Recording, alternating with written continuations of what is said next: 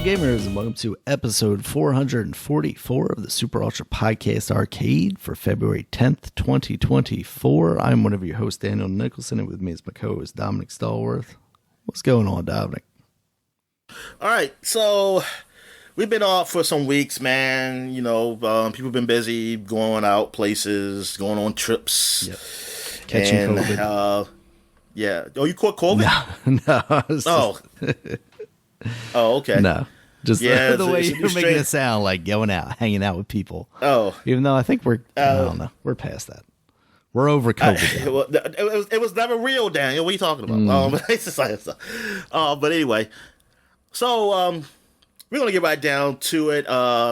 New month, man. But we're not gonna do covers, but we still have a flashback segment because there was a few big games that came out. But let's start off with what we usually talk about, sports.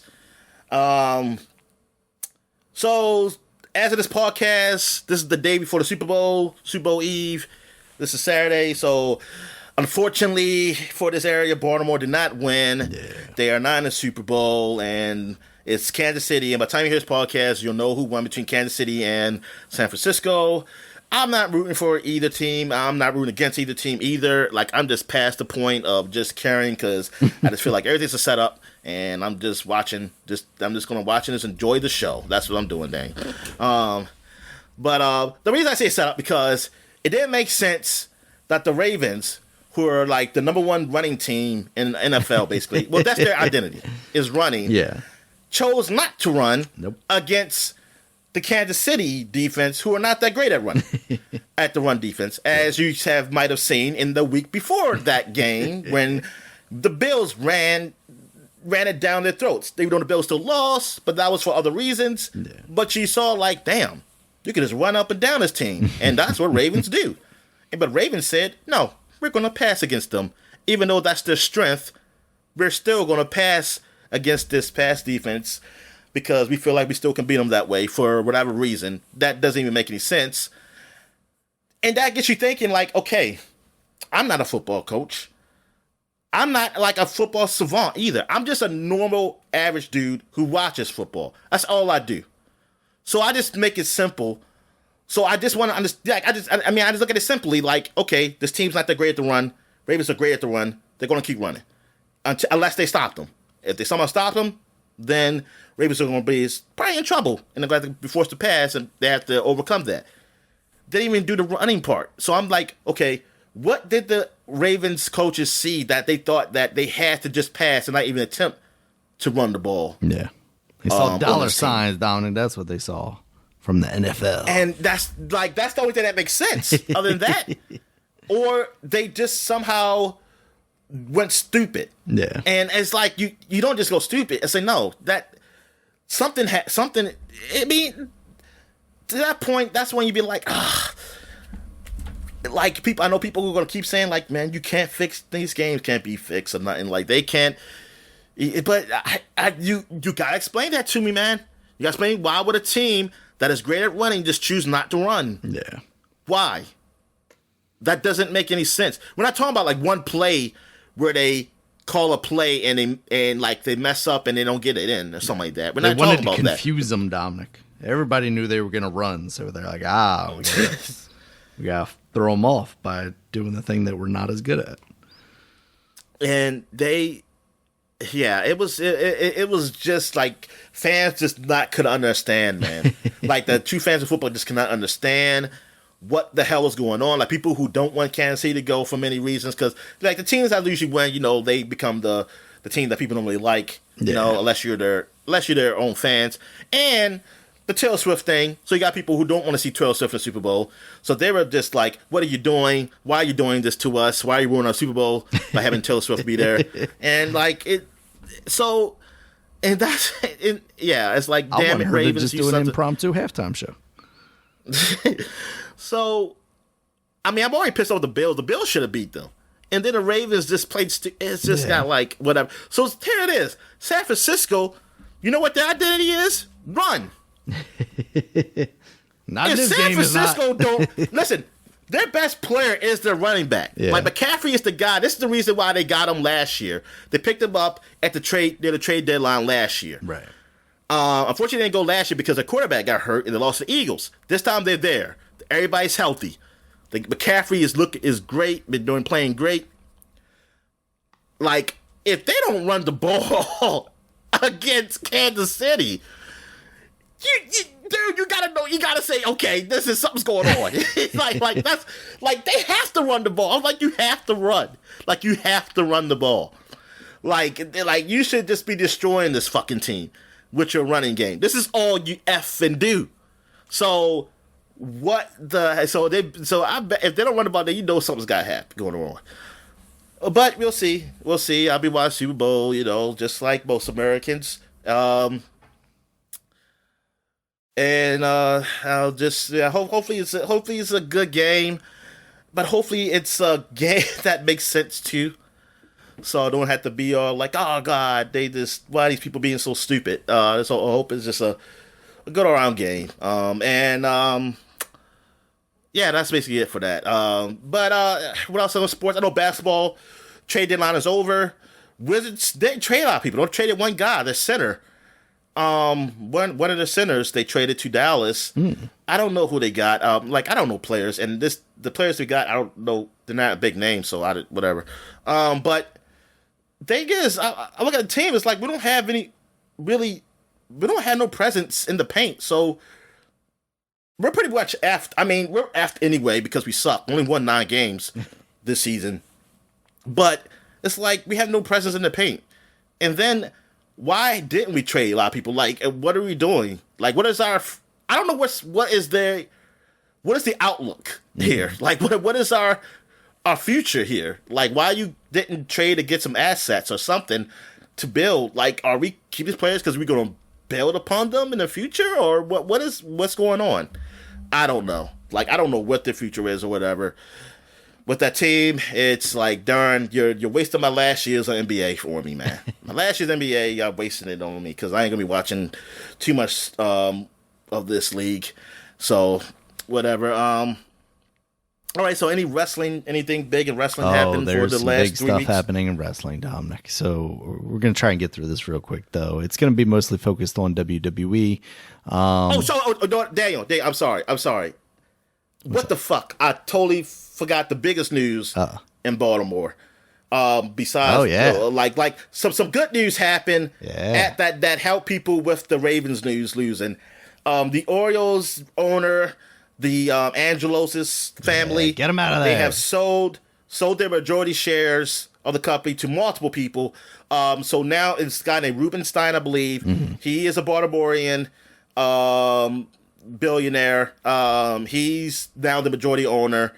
And also some part-time owners are names like Grant Hill, former basketball player. Former Dookie. That's the only bad thing about him. Also, you have Cal Ripken. Yes. Which this is what we all dreamed about. We all dreamed about Cal Ripken being like having something to do with the damn team. It was a different Cal Ripken, though, Dominic. It was a different Cal Ripken. What's wrong with this Cal Ripken? I don't know. There are some things. Just the divorce, Daniel? Come on. But anyway, and then a guy who I haven't heard since grade school, like in elementary school, Kurt Smoke, the former mayor, has a stake in the team. I was like, what? Kurt Smoke? I didn't know he had that much money. How much money he has on it?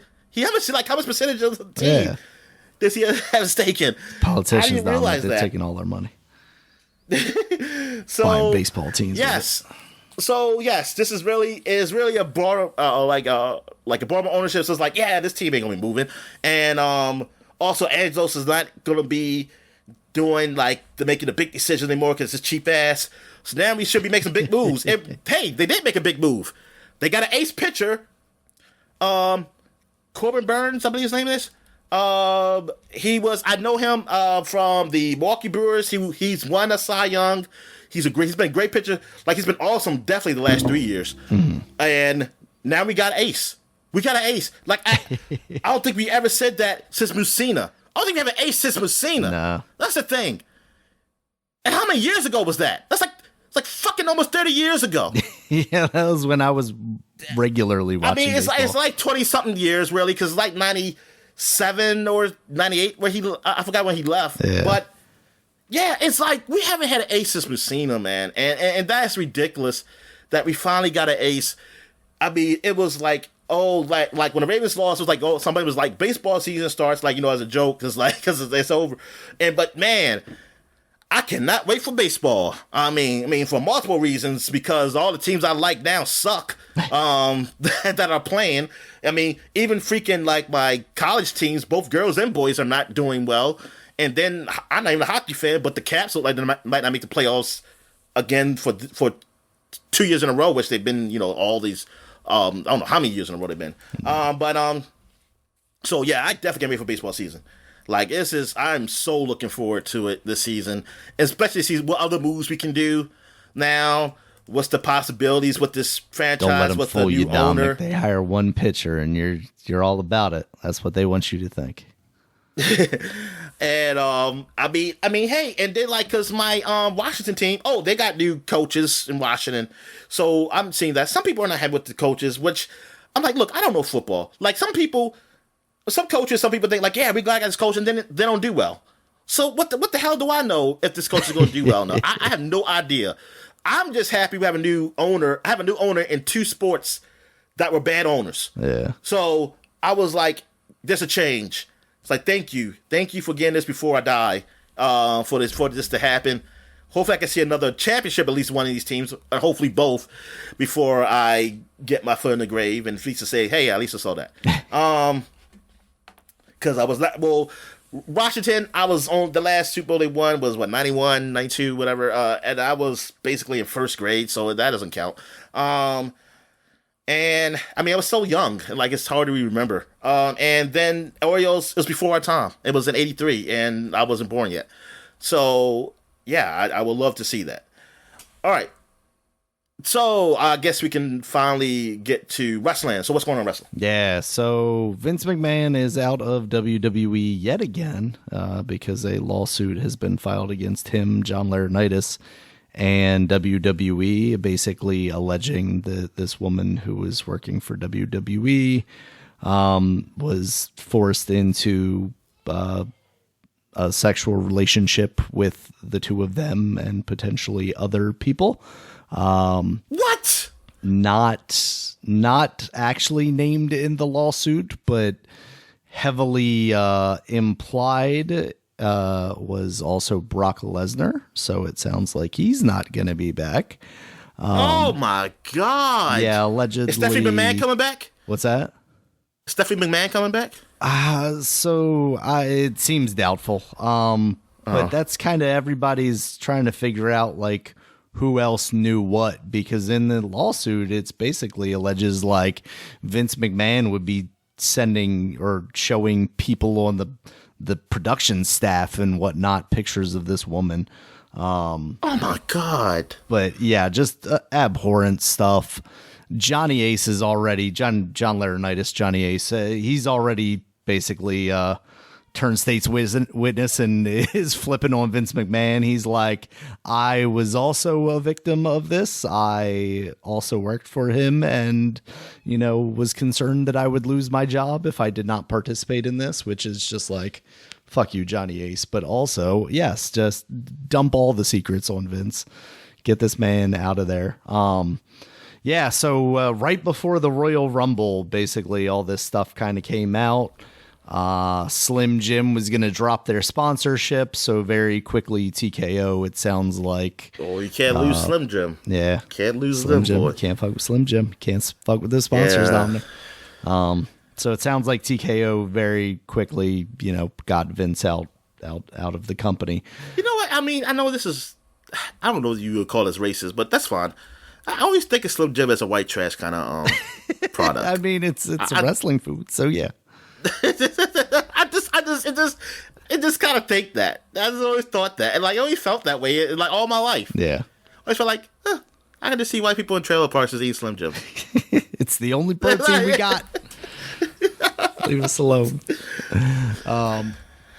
Yeah. So that stuff happened. Royal Rumble did happen. I thought overall it was a pretty good show. I'm not going to talk about it really. But the other big thing that I don't know if we talked about it or if it's happened since we last recorded, but The Rock was brought on to the TKO board. So like the board of directors for TKO, which is now the parent company of UFC and WWE. And he has come back last week on SmackDown after Cody Rhodes won the Royal Rumble and had very much indicated at the end of the Royal Rumble show that he was going to challenge Roman Reigns. He basically came out and said, I want that title that Roman Reigns has. I want to finish my story. That's the whole tagline right now, finish his story. But I'm not going to do it at WrestleMania because I've been consulting with somebody, and The Rock's music hits. He comes out, him and Roman have a face-off. It's a big thing. Fans are absolutely shitting on it, though, because the whole thing has been Cody versus Roman. Cody just won the Royal Rumble to get the opportunity to face him again, and he's just like handing over his opportunity to main event WrestleMania. It doesn't make any sense. So then on Monday, you know, they have Seth, who's the other champion right now on Raw, say like, oh yeah, you should challenge for my title because, you know, it's the best title or whatever. So this is all leading up to this press conference type thing that they had on Thursday in Las Vegas. They're trying to piggyback on the Super Bowl stuff. So they had this like WrestleMania kickoff press conference. So basically there they had Seth Rollins come out, talk about, you know, how Cody should still challenge him. Roman Reigns comes out and he's like, nobody gives a shit about your title, but I choose to main event WrestleMania with The Rock. Then The Rock comes out. He's like, hell yeah, we're going to, you know, dap it up. We're going to be doing this. Our family, it's one family, you know, Samoan dynasty, whatever. Cody comes out. He's like, this is bullshit. I'm going to challenge Roman Reigns. Meanwhile, all the fans are like, why didn't you just do that to begin with? Like, so there's a lot of in the week time span where they've kind of pivoted, or at least seemingly pivoted. There's been a lot of speculation that basically The Rock's position on the board also gave him the ability to book his own shit. So like now people are thinking that The Rock is basically doing what he tried to do in DC and become the biggest star there, and is like forcing his hand into the main event of WrestleMania. Now, none of that is corroborated necessarily, so we don't know if that's true. It's just a lot of people wanting to believe that. And for that week, it didn't make sense that Cody was just like, I want everything from Roman Reigns, but in the biggest show, I don't need to do that. It doesn't make any sense. So they still need to explain that portion of it, why he ever thought it was a good idea to seemingly turn over, you know, and lay down for The Rock here.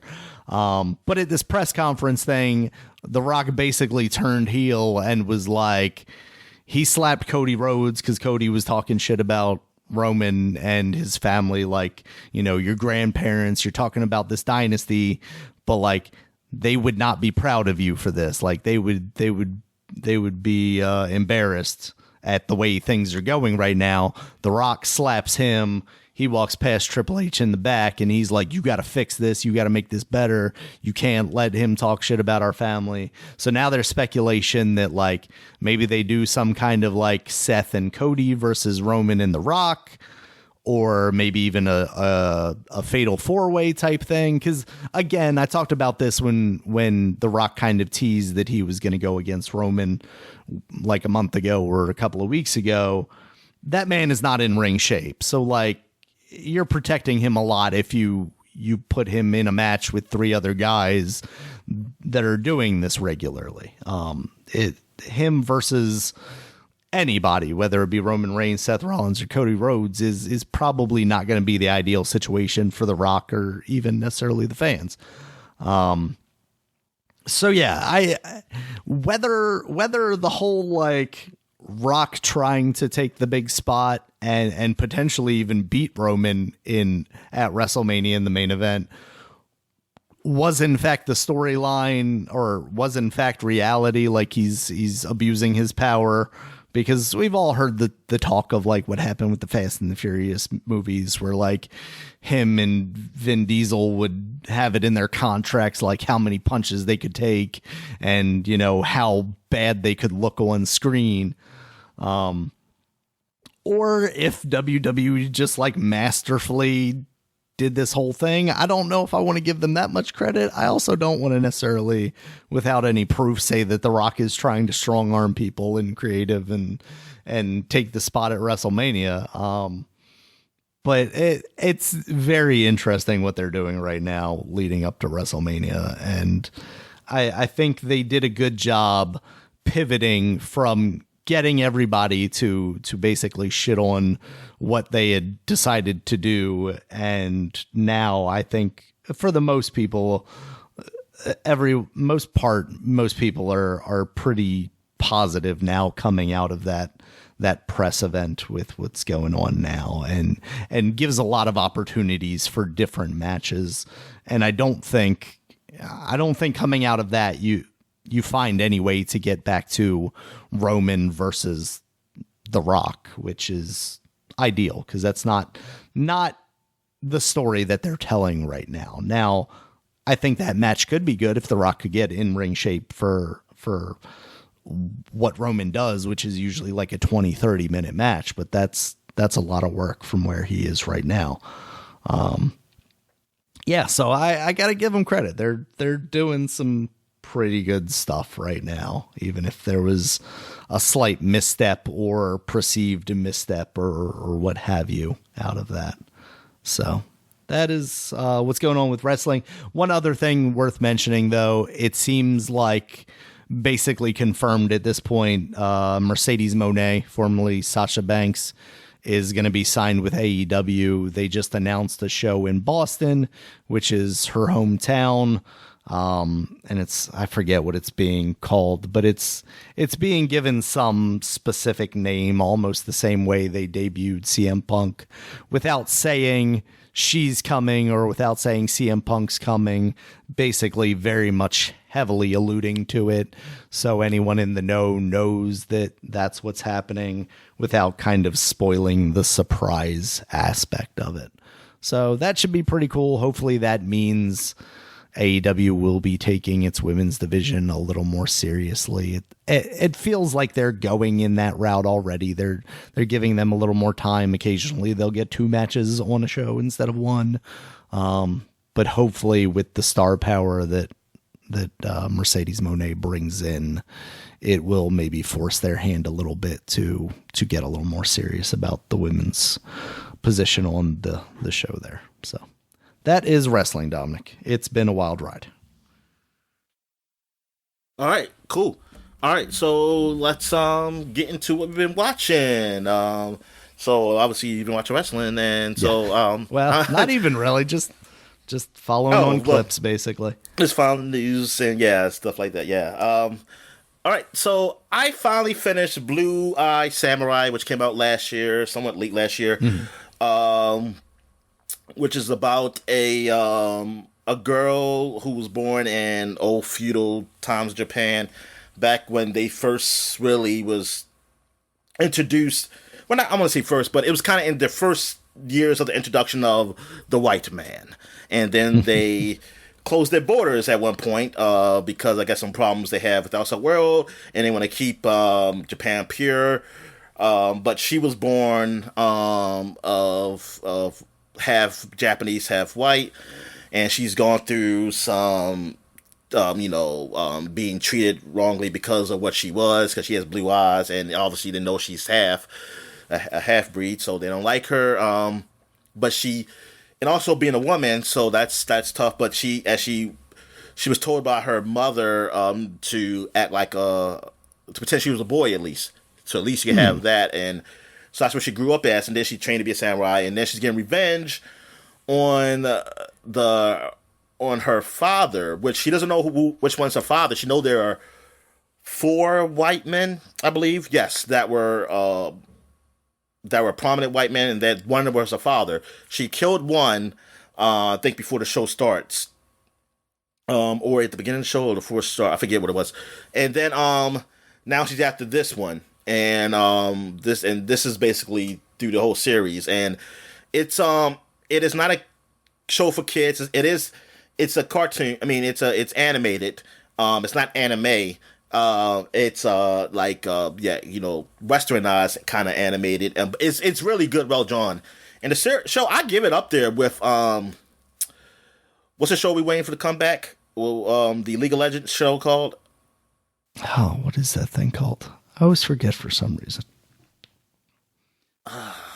Arcane. Yes.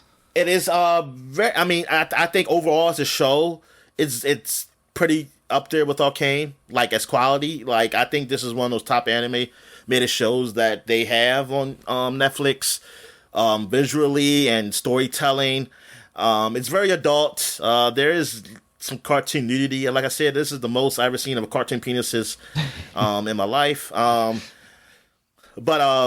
Yeah, it's very sexualized too. I mean, it has some sexual stuff in there, because it deals with like even some prostitute homes and stuff like that. But the action's great. It's fun. It has some funny bits. It's good. It's well told. I think it's well acted. The people who did the voices for this were really good.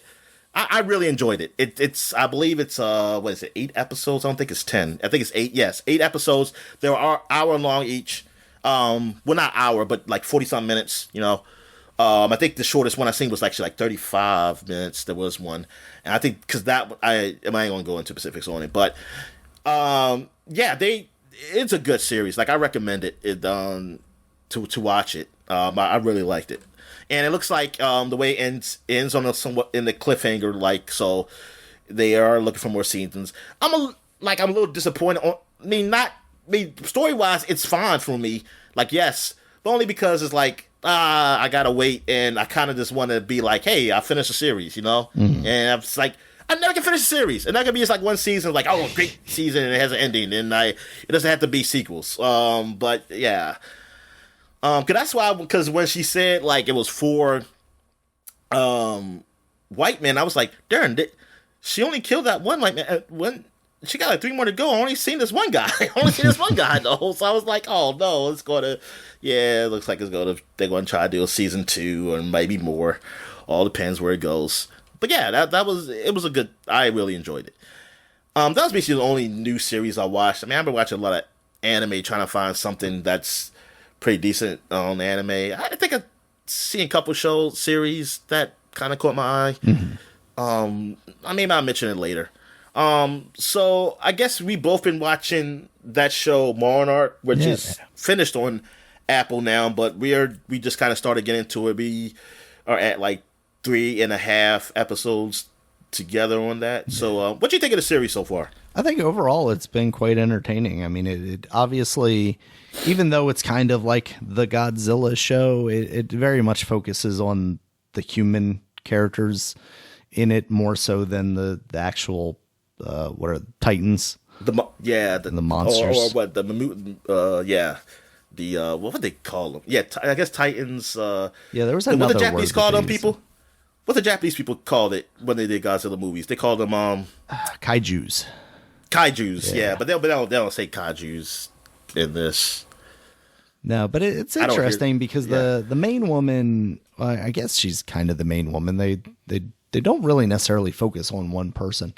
But she's basically a woman that survived what was it, San Francisco or L.A.? L.A., right? San Francisco. I think that was San Francisco. Yeah, because that was San Francisco Bridge. Yeah. Oh, yeah.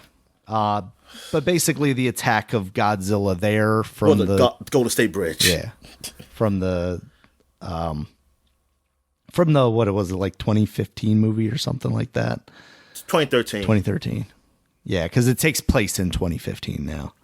But she's basically like suffering from PTSD in the first episode, which we talked about a couple weeks ago, I think now at this point. There's a kaiju scare basically, and she gets flashbacks to that stuff. But it's basically telling the story of like her going to Japan to find, information about her father who had seemingly passed away. And then it kind of evolves from there when she finds out in the first episode that he's got another family going on. So yeah, it does that. And then it also flashes back to, what is it? The 50s? Yeah. The 50s, like to her one of their ancestors.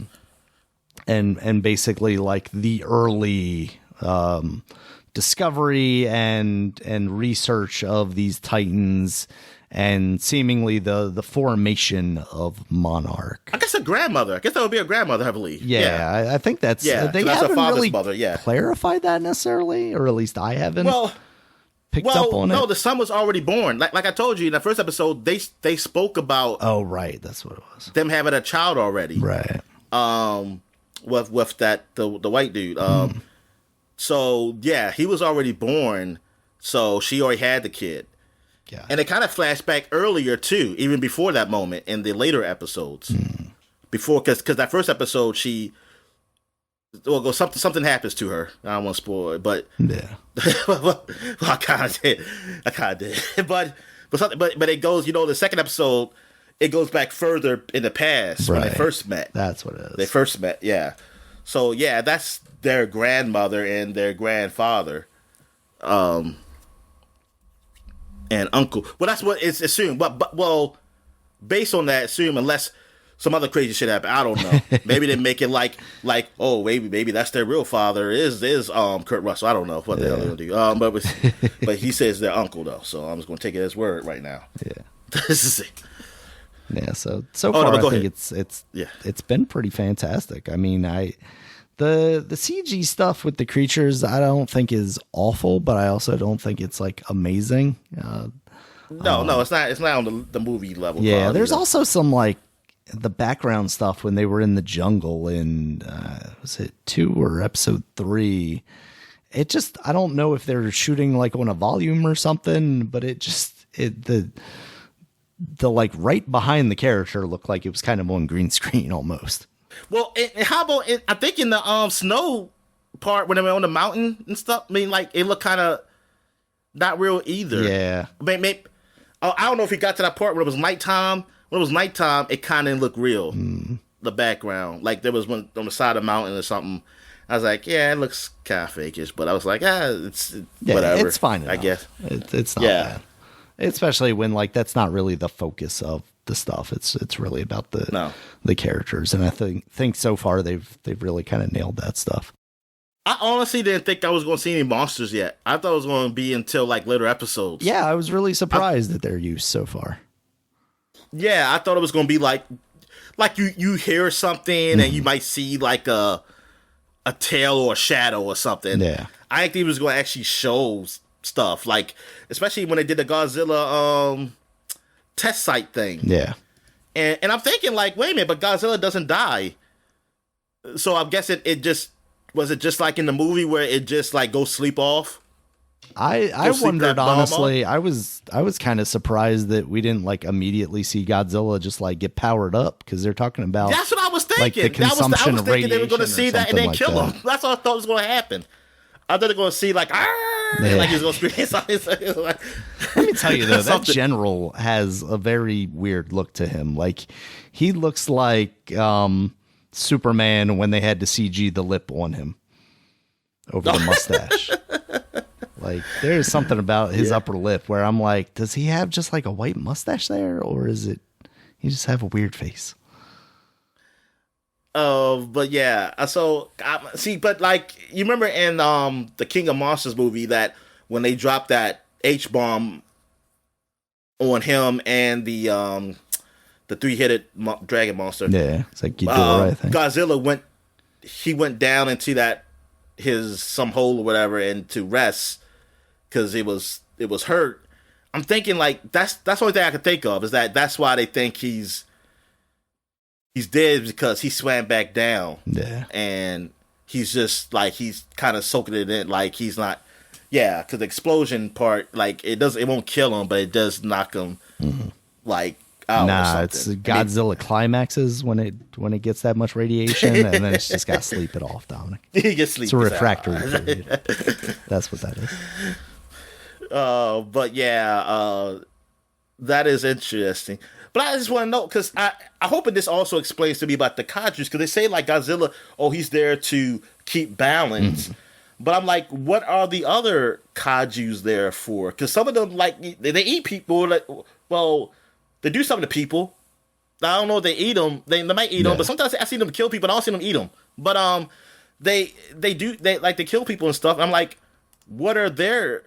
Are they just animals, or are they there for a certain reason too? Because I remember looking at those articles in the movie at the end where they said, after this kaiju basically goes through the forest, the plant life came to life and stuff, blah, blah, blah. And like, they said, look, some species of animals they're not extinct anymore. And, I mean, not extinct, but not on the endangered list anymore. And I'm like, they're helping the planet. I was like, but I'm not saying they're not helping. Just because they're killing people doesn't mean they're not helping the planet. Because, I mean, in fact, they're doing the exact opposite when they kill people. They're definitely helping the planet. Yeah, I just want to know, like, what's the purpose of some of them? Yeah. Like, maybe. I mean, maybe that's it though. We're still trying to understand them, and it's kind of hard to keep understand things when they're so much bigger than you and they want to kill you. All right. But but realistically, I'm just saying, on the episode where I mean, we're spoiling. I'm sorry if you haven't seen it. But like when they blew up Godzilla, supposedly, and like they saying that's wrong. We should learn more from it. Realistically, I kind of don't. Like, I'm just thinking, like, yes, that might be kind of the right thing, but we're talking about something that's so big that how do we control it to a point where we can just study it? But that would be like if we were like, the first time we saw a whale, we were like, we got to nuke the whale. Or every time we see a whale, we got to nuke the whale. Well, a whale doesn't... I know, it's contained to the water. Yeah, I was about to say, it can't walk on land. And a whale doesn't really... They don't really attack you. But I mean, at that point, did we see Godzilla attack anybody? I mean, this is like the first time they've seen Godzilla, right? Okay, well, okay, Daniel. Here's the thing with the whales. All right, first of all, they're swimming and stuff. It's just like sharks. I mean, you don't don't go in the water with the shark. But the Godzilla's like, okay, this is a big giant thing with teeth. What the fuck? He can just walk on land, just stomp on you. Like, that's huge. I mean, that's just nothing like you could just if you can allow it. You don't want to allow it just to roam around. Like, I mean, yeah, it's a wait and see. Yeah, it is a. But here's the thing: is it? Do you wait and see, like he said, or you go at it first? Like, what do you do? And it's like, I don't know. I mean, all you know. I mean, listen, in our lives, in human life, all we know is that we're the most intelligent beings on this planet. So unless you're assuming that this thing is a so intelligent being where you can communicate with it, so you can say, hey, can we have some boundaries here? Where are you going to be at? And we won't be in your way, and you won't get in our way. Unless you get, I mean, I don't know. Yeah, that's the only thing. I mean, I ain't saying you got killed, but it's. I mean, your time for studying is going to be short, basically. Yeah. like it's going to be like, look, if it gets within so many meters of a populated area, we got to shoot it. Yeah, but I think that's part of it, right? Is like, they didn't even give it that opportunity. They didn't get an opportunity. Yeah, okay, yeah. I guess you can say that. Have to do the research to see if they can do any of those things first. Yeah. I guess yeah. The option of going nuclear first is a little that is a little excessive. Yes, I will say that. Yeah. That was like, I mean it was highly excessive. But I mean, he did say the right thing. Like, you asked the army to bring you, like, this is what we do. Yeah. You talk to the wrong people. Yeah, it's like we're here to blow shit up. All right. All right. So I guess we get into. Oh, you got anything more you want to say about Monarch? No. I'm interested to see where it goes because there are a lot more episodes still. I was expecting you to tell me that there were going to be like 8 episodes, but there. Yeah, me too. 10, I was too, so. Daniel, until I looked up. We'll see if they fumble it along the way. That's a little too many. And if this is I swear to God, if this is a cliffhanger hanging out, I'm going to be pissed. Because I'm like, come on, man. We got Godzilla, we got King Kong Zilla coming back or whatever it's coming back this year. What's it called? Is it that this year? Really? Yeah, it's this year. Oh, okay. Because they showed the trailer for it. I just saw the trailer for it. Oh, really? Like a few weeks ago. Yeah. All right. They're fighting like another. Of course, giant. The new Empire. Is he a white ape? I think he's whitish. Maybe I did see. I probably at least. I know I heard of it, but I think it's the abominable snowman. That's what it is. The Yeti. Giant abominable snowman. All right, so yeah, white versus black, Daniel. That's what it is. Like white, like this one I see is like an orangutan. So it's like the Irish, Dominic. Oh no, he's Irish. Oh, okay. Oh yeah. So find the Irish. All right. And he's got fucking Godzilla's got like a Thanos glove on. Oh my god. All right, Dominic. Yep. Let's move on. I mean, that's just like real gorillas. I guess. All right. So let's get to what we've been playing. So you can go ahead and start. Yeah, I can go ahead. Just it's more Zelda. I haven't really gotten time to do much else. That's been when I've been traveling. That's what I've been doing. And it's mostly just been kind of cleaning stuff up before I finish off the game. Mostly because I don't know how to finish off the game without cleaning this stuff up. But I did discover, and by say discover, I mean realize very late into the game that, and I had seen this, but I'm going to say this as a sort of recommendation for anyone that has not played this game and is planning on playing this game.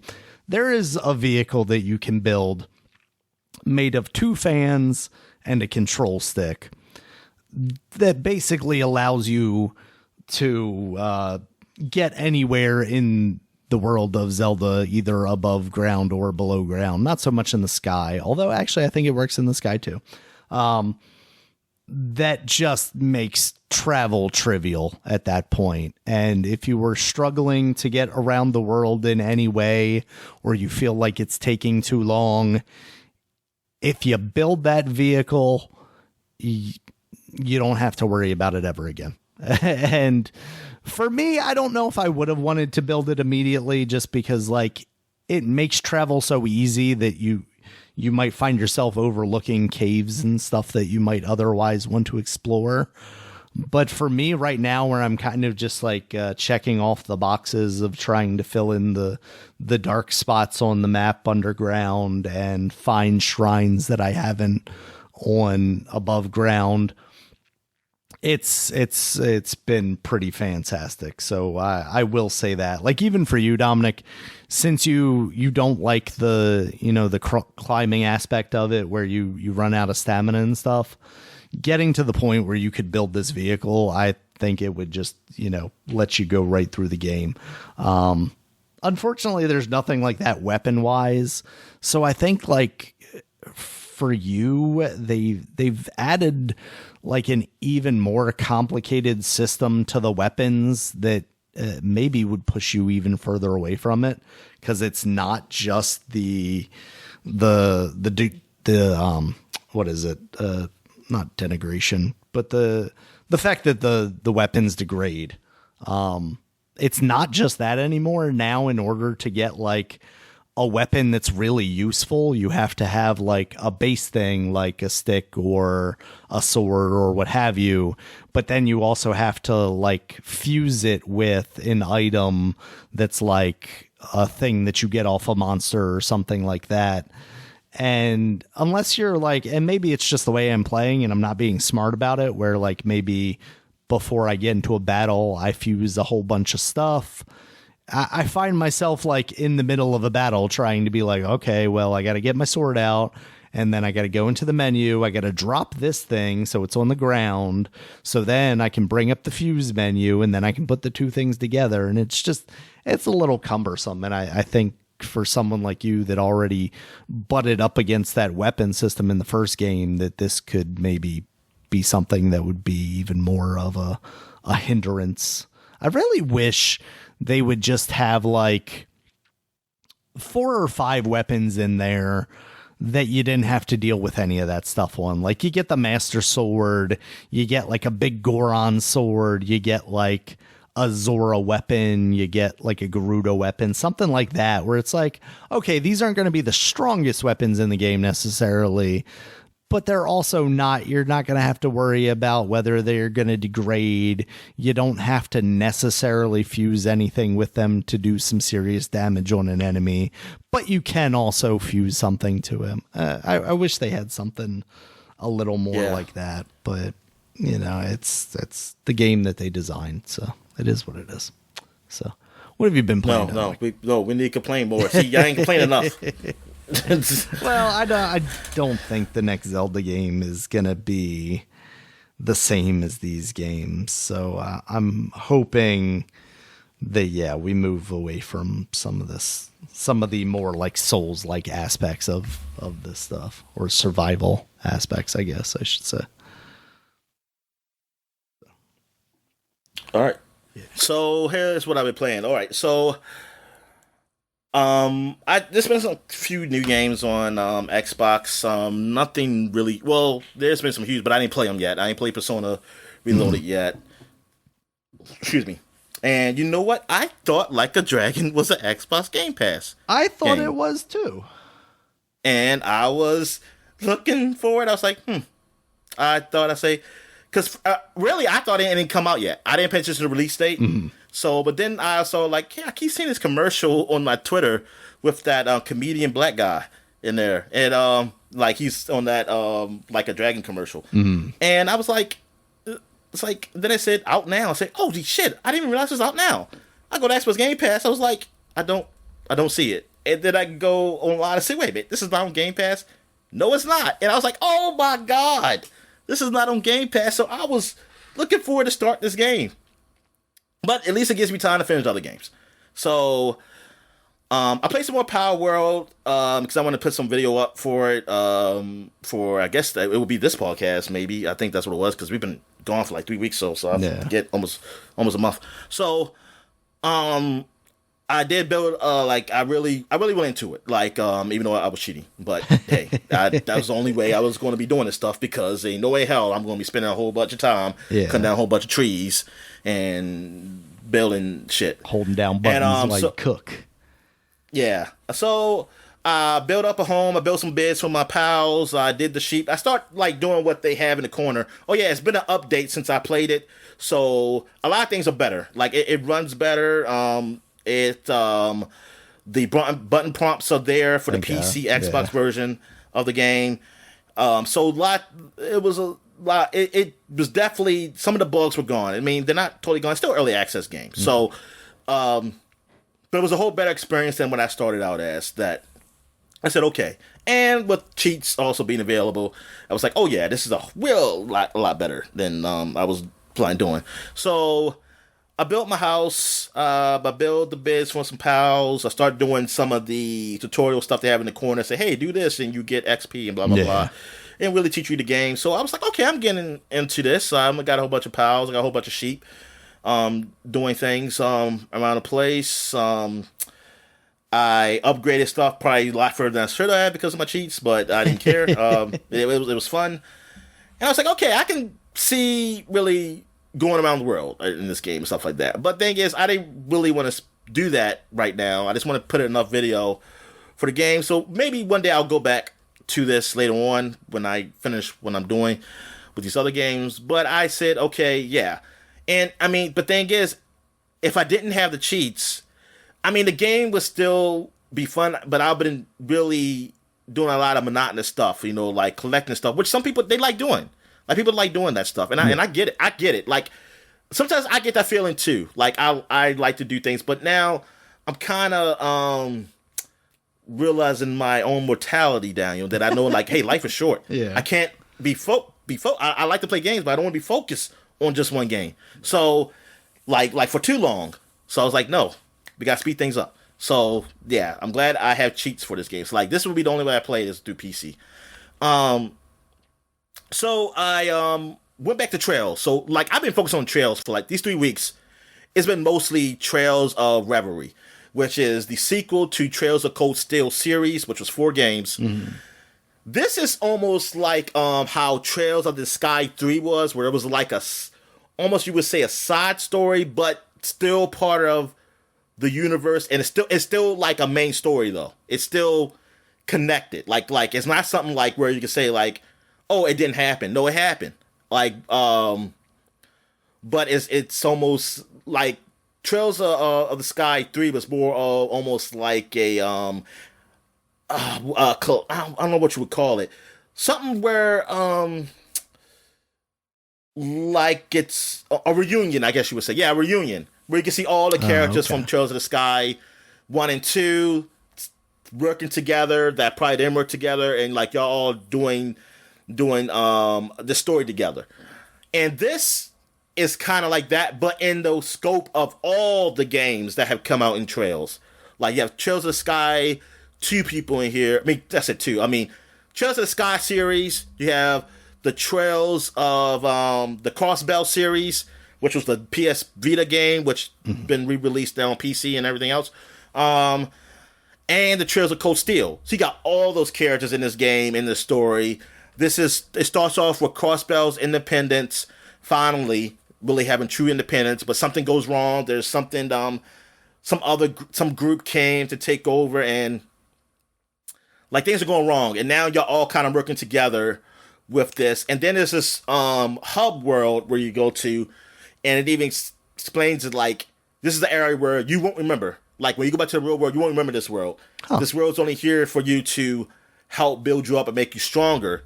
Oh. And this is how you meet all the other characters too from the game, because the game takes place with 3 main characters. It takes place with the main character for Trails of the Sky, which is Rain. Trails of Cold Steel, which is Rain. The Crossbell series, which is Lloyd, and then another guy who was like one of the bad guys in Trails of Cold Steel, who is Rufus, and so you're doing it from 3 storylines, like, and you can kind of switch between them in some cases, and like you get to a point where you can't go further because you got to finish the other storylines, and it's kind of cool. Like I kind of switched through, and then how it all connects, and then y'all do meet up all in that hub world though, but y'all don't know why y'all met up together, because y'all don't remember what was happening in the real world and why y'all together now. But but the things does say that if something's going on in the real world, that this will help you be stronger for that. And as the game goes along, it connects the stories. But it has a lot of things. It has a lot, like as you go through these little dungeons in that hub world where you get these you unlock things. You can unlock costumes, or you can unlock something they call like story remembrances, which is like stories. You can go play these story episodes of what's been happening since the last game till now, with nice. Different characters, and it's cool. It's really nice. It's just like this game, because I was looking up the series online, just what people think about the series, and they said like people said what I said about like the MC universe and stuff like that. They said like this is like the like one of the only JRPGs that really does this, where it has like all these games that are connected to a one story, and all these characters are connected, and like to have them all like within all these games, and have them all for these universes. So it's almost like when they all come together, it's almost like an MCU. So, oh, look, the heroes are all together or something like that. And yeah, it is cool because they all speak to each other and stuff like that. And then you just see, yeah, it's just cool, like how they like you really, especially for me who's played it recently, and I played all of them now, really. Like to see these characters interact with each other. I mean, it's cool in Trails of Cold Steel, like 4 and stuff. Like, well, through that series, just to see those characters there. But now, like, you really see them all together now, and they're all kind of working together. And they all talk about their experiences, too, comparing each other's experiences of what they've done. And then seeing some of the great heroes of people, like, who you don't play as, but you know of them because they're related to you in some kind of way. Like, you can fight against them, or they fight with you. Now you can control them. It's the game, I like it. Like, it's not great compared to the other games, like other Cold Steel games, like story-wise. Like, story-wise, it's not, because it's kind of like, darn, this city really just got through some shit, and now you're just throwing some other shit on it. But at least they do mention that. They even, like, people even say, like, some people just feel so torn about it. It's like, we were just getting our independence, and we're getting take it over again. This will be like the third or fourth time. Like, yeah. But they always talk about, like, how resilient they are, and it's like that, and something like that. And so because they even talk on that. Like, some people, they break down, like, how, like, why this keep happening to us, blah blah blah. So, and then I think about, like, yeah, for the story aspect, that is kind of like, damn, y'all just really kind of just turn down this. But it is a way to get another game, man, I guess. But I mean, I say, hey, it's an alright game. It's an alright game. I do like that. See, that's what it feels like. Really a reunion game, basically. Like, people seeing each other for a while. And this is basically like the last time. Like, so it's kind of sad too, because, like, Ice people, well, they won't see each other for a while, because now the other game is going to be taking place in Calibur. And it kind of leads to that. It kind of leads to some possibilities of what's going to be in that Calibur game, which it already came out in Japan technically, and I can download it on Steam, and people have done some, created like put English text in there and stuff. Gotcha. But I think the game officially comes out this year. At least one of them, it will come out this year, and that's the really issue, is that people say it's just so slow for the American versions of these games to come out. Like, those games, like Reverie, been out for some years now in Japan. Like, it just came out last year, right. And like, I finally caught up. Like, first I was really behind even for the U.S. versions of these games, but now I'm actually caught up with all the U.S. versions of the games. Well, I didn't play the U.S. version of Crossbell series, but I'm not. I mean, because there's not much difference, because I've looked up to see it's not much difference that's worth for me to play that game again. So. But yeah, I'm really just caught up. So I was like, darn, I caught up. Because I kind of do want to just go ahead and play the Crossbow. I mean, the Calibur series that just came out. But I'm thinking, like, maybe I should just play some other games and just wait for the official US version and just see how that is with that. It's mid-2024 I think I might is what they're saying right now, it looks like. What? For the Calibur game? Yeah. Yeah, that's what I'm saying. This year, yeah. So, and really it's 2 games, and I wonder if both of those games will come out this year, or I'm going to wait till next year for the goddamn other part of that game. And I'm like, come on.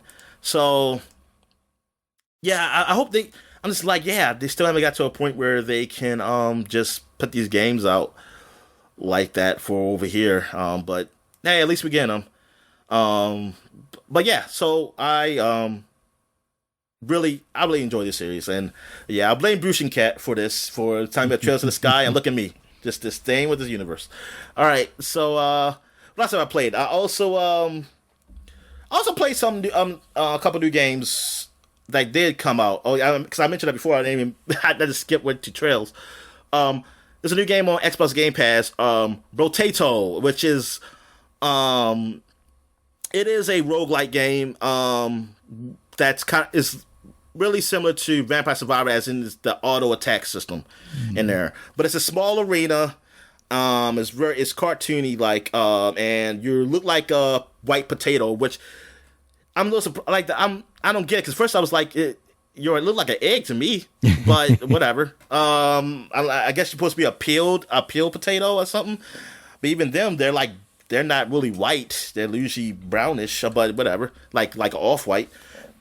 But anyway, as you fight, you pick a weapon from the start. You pick your potato, and as you play the game, you unlock other potatoes you can start out with too. Kind of like Vampire Survivor, like you start out with different characters with different weapons, and they have different stats and abilities. One might be faster than the other.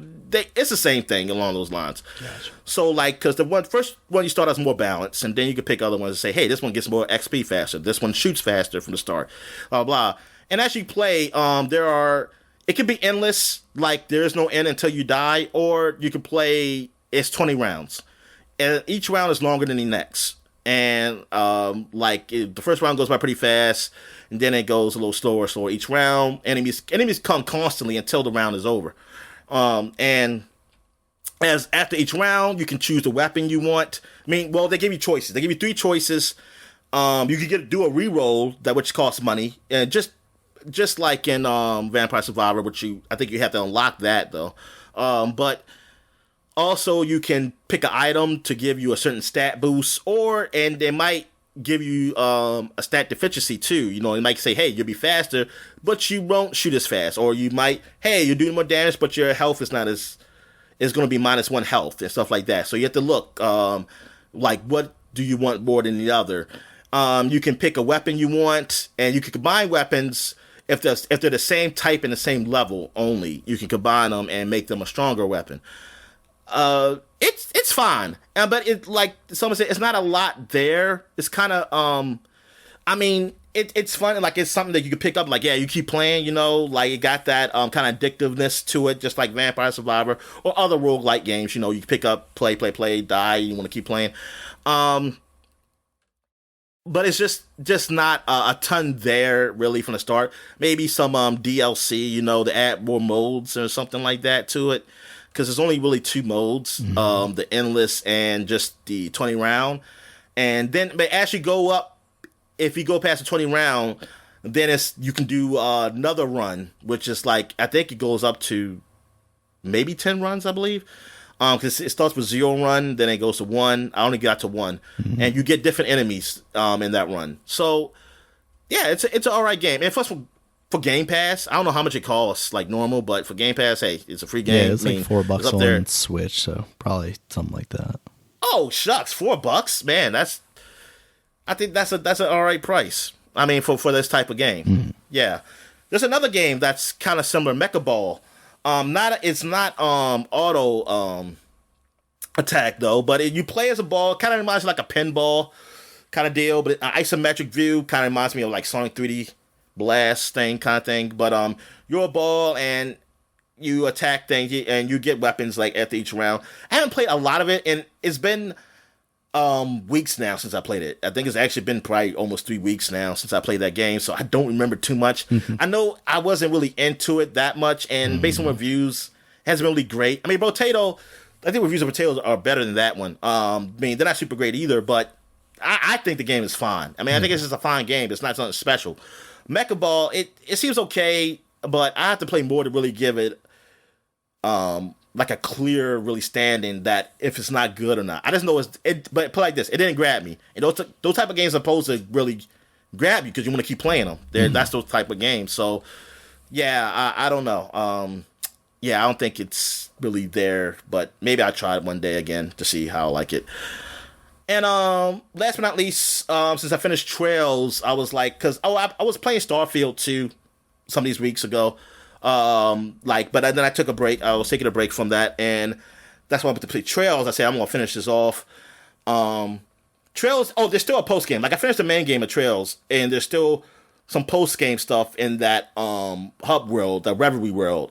So that I want to do, and so I'm probably going to play some more of that too, but I wanted to play something else, take a little break, play some Baldur's Gate 3, and I started over with that one because I was like, I missed a character, and now since I know more of the mechanics, and plus they had updates. They have some updates since I've been playing it that has a lot of, that made the world a lot of, what you call them, something of life. What's it called? What's the term called? Quality of life type thing. Yeah, maybe there's some quality of life stuff, especially for a controller player like me. And it runs a whole lot better. Nice. Like they weren't lying when they said that when they did the Xbox version that they learned some things to, thank you, Potato. Yeah, making it run really good on lower systems, and my system was really low, and Now playing it, yeah, it definitely looks better. It runs better than it before, and I was like, hell yeah! I said, there we go.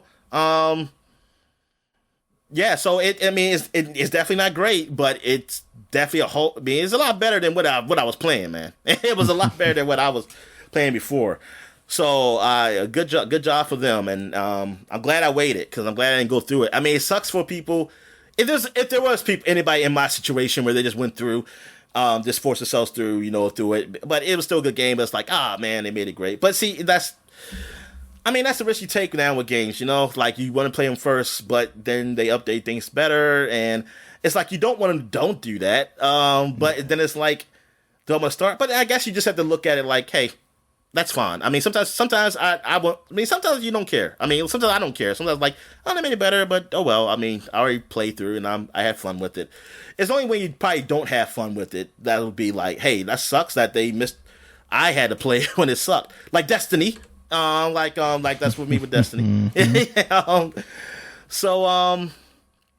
But yeah, so like I started over because I did miss the character, the orcish looking woman, but they call her Gashik or something. They're not an orc.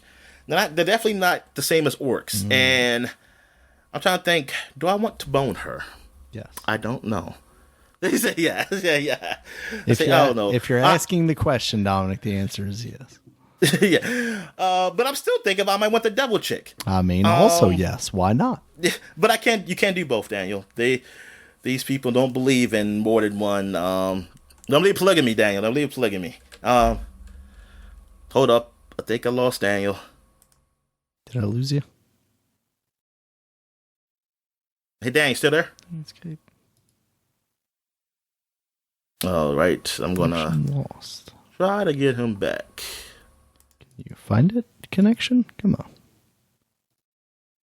All right. Hello. All right, we're back. Still there? All right, so yeah, like I said, they don't do polygamy. Oh, there you are. So, can you hear me? Now I can, yeah.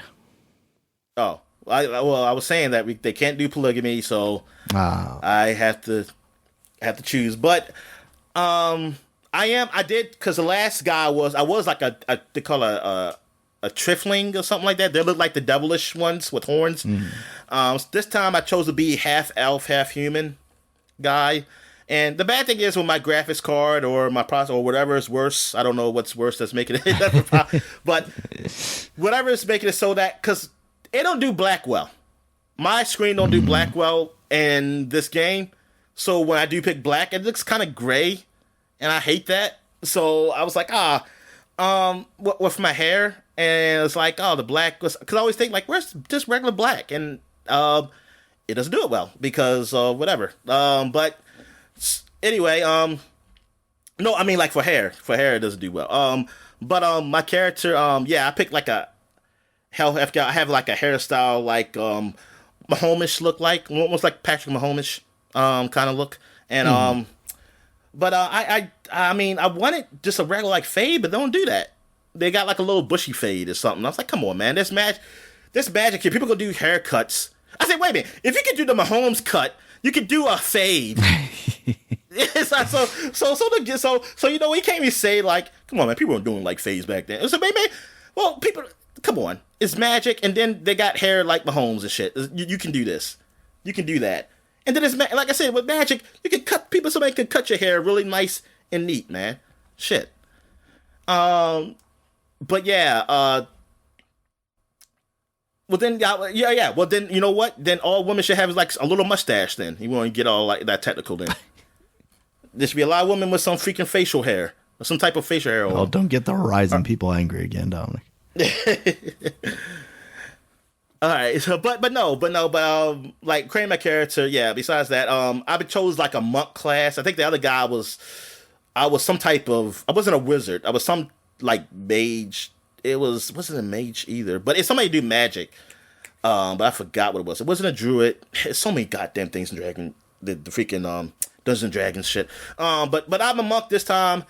But I didn't realize I'm like religious. Like, damn, that's definitely not me. But like because you always have in my my text bar when I'm talking, you have a thing say use monk and speak this way, and I say but I do sometimes. So I was like because it it helps with the situation. But I was like, yeah, I am a kind of a monk.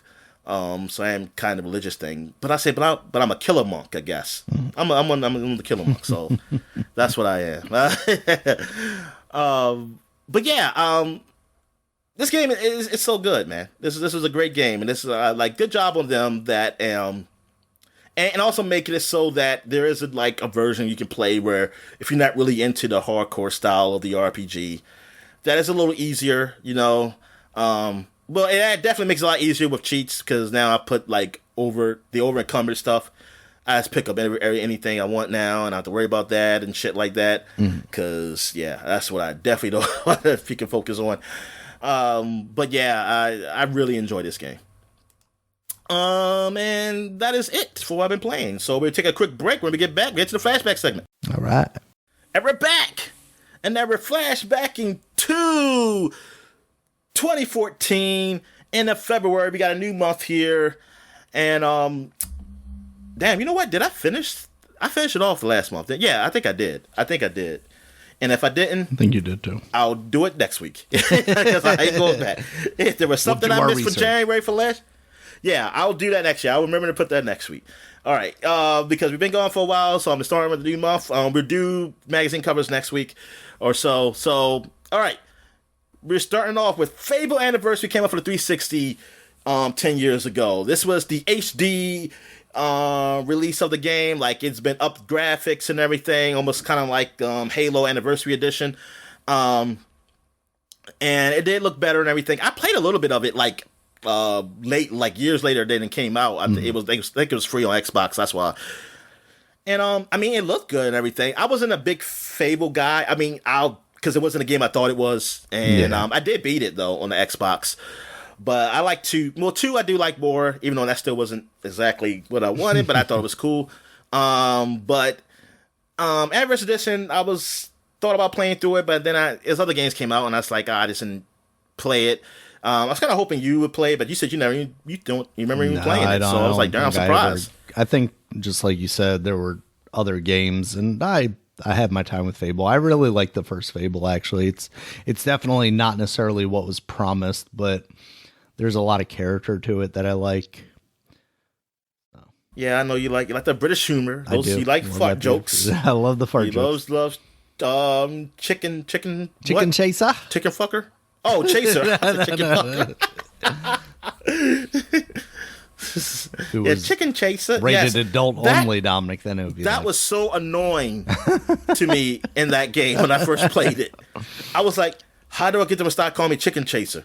I was, but I think because I had put in the save state thing, because there was Game Shark, but Game Shark didn't really work for the Xbox. They only could do saves, so I had saves with some type of, may have some buffed up characters and stuff, and so that's what I did, and I was buff character, but they kept calling me Chicken Chaser all the time, and I was like, yo, I need them to start calling me this. I'm a warrior. They say, so I've killed people. They say, what are you call me Chicken Chaser for? All right, so what else came out 10 years ago? All right, so Bravely Default for 3DS. This was a JRPG made by Square Enix. I believe it was going to be a Final Fantasy game, but they didn't make it into one. I'm not sure. I'm trying to believe. I might be mixing it up. But wait, hold on. It is starting development as an action role-playing sequel to Final Fantasy, The Four Heroes of Crystal Light. Yes, I was right. There's quite a few. I think this ain't the only game that's been like that. That was supposed to be a Final Fantasy game and then like that. But turn to something else. So yes, and I played it. I enjoyed it initially. I ended up stopping near the end, I believe, and I got bored. Because I did buy this game, because I had a 3DS and I got the game, and I got bored of it. I mean, it looked good. It was like a nice JRPG. Art style was nice, and everything. It was really traditional, but the story got a little stale for me later on. I'm not sure how the 2 was better than this one. I think it was still received pretty okay. I never played that one. This got an 85 on Metacritic, so it was a good game. It was, but it didn't keep my interest all the way throughout. But I did put hours into it. What else? I think they had a thing called default system, whatever. Don't get me. Yeah, lying. it was like there was like bravely and default, and it's like if you bravely you hit harder, but if you defaulted, you protected yourself, and then you got to hit twice or something like that. I feel like. Oh, okay, all right. That there's some vaguely system to gets me.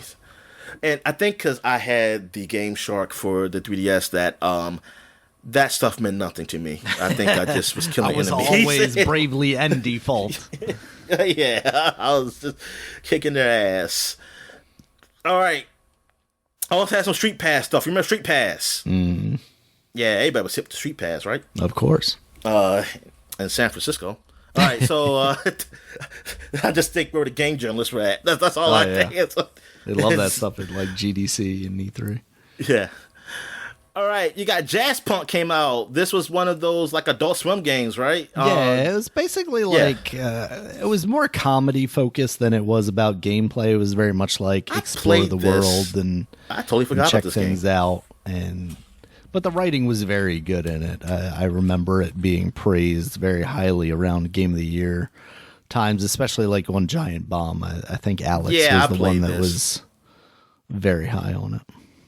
Yeah, it's all right. I mean, it's been so long, I can't really say much on it, but I do remember the look of this and the characters. Mm-hmm. Yeah, it was like it's comical and things of that nature. Yeah, a comedy adventure. Yeah, it's a game that's kind of up my alley. That's cool. All right. And now what we got next? We got here Lightning Returns, Final Fantasy 13, the last. Actually, great no, Final Fantasy game. Yep. What was the second one called? Lightning is Here. Oh, was this the second one? I thought this was going to be the third one. This is the third one, right? Action role-playing game. Yeah, it is. This is the third one. It's a sequel to Final Fantasy X-2. Oh, I guess 10-2 didn't have a subtitle. No, 10-2 didn't have I said 10-2. 13-2 okay. didn't have a... wait a second. 13-2 didn't have a subtitle. This was the only one with the subtitle. Okay. So Lightning wasn't in 13-2? Oh, I guess not then. I thought or did she just return for a third time? Yeah, she returned for wherever she left in 13-2, I guess. I have no idea. I stopped at 1. That was the one I played. I stopped at 13-1. Yeah. Yeah, they were really milking this because they spent a lot of money on that franchise, man. Because she was on the cover of 13-2, so she was in there. She was just returning for a third time, Dominic. Well, she does have a sister that looks like her. Oh, okay. But I think that is Thunder. No, I don't think her name was Thunder. Oh, okay. But yeah, this is the female Cloud. Yeah, she's back and she's kicking ass. Yeah, I never played this one, but I think people who do enjoy the series, they did like, not the critics though, but the people who just enjoy the series, maybe they liked it. I have no idea. I thought I heard some people say they like all of them, but I call them weirdos. But yeah, it got a 69 on Xbox 360. Rough. Nice. And 66 though on a PS3 and a PC. Yeah, Xbox Superior. Yeah, I know exactly. But that's 69. They could have got 70, but somebody was like, nope. We're gonna keep it at keep that Metacritic at 69. Destructoid gave it like the highest score, 7.5. Everybody else, oh no, I'm sorry, Eurogamer gave it an 8. Oh, that they makes don't have so the same standards as Edge. I'm over there. All right, so that is it for 2014. The games that was worth talking about. So now we're going back 20 years. And 2004, we got Final Fantasy Crystal Chronicle, another Final Fantasy game. This was the 4-player game, I believe. Yep. That was on the GameCube. Yeah, 4-player. You could play with the Game Boy Advance. Yeah, Game Boy Advance. Yeah. Okay. Yeah, I got this. Did you play this? Eventually. I didn't spend much time with it. I did buy it eventually because I found it on like clearance at Walmart. And I was excited about it leading up to its release because it's like, oh man, Nintendo's finally getting Final Fantasy back. And then of course it was this. Yeah, it just, I think is a thing with 4 players. It probably would have been cool, but the idea of getting like 4 people with Game Boy Advances together in addition to your GameCube, all with the link cable too, because I would love to live in a world, man. That's the thing. It's like, darn, I wish I lived in a world where I had people who just all had the same games and system, and you can just do the stuff that they say you can do. Man. But like, did it look like you needed 4 people? Is that that's the only way you could have fun with the game? Like, what? Well, the problem was like, why there was so much story? You were carrying around this crystal, and it was like a protective barrier from whatever like pollution was in the world. So like it felt like you almost had to have like 2 people playing at any time, because you had one person carrying around this like cleansing crystal at all times, and then the other people doing combat around you, basically. So like it was action. It's action combat. Yeah, it was action combat. So it seems like a game that could have potential, especially if you could get that amount of players together, but as just a single player thing, and that's where my focus was at that time. Like I don't think it was hitting at all. You know, but I click on the site. It says 2003 it came out. Was that just the... I don't know, that's the Japanese version? Yeah. Let's see. Final Fantasy Crystal Chronicles. Release.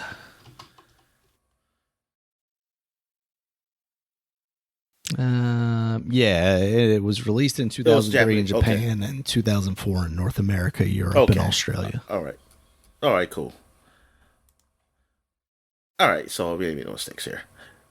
All right, so now we got another Nintendo release for the Game Boy Advance this time. Metroid Zero Mission. Hell yeah. So tell me about this one. This is like before Metroid, right? This is what take place before the first Metroid. This was actually a remake of the first Metroid. So yeah, so this is like the playable version of the first Metroid game if you ever want to actually experience that.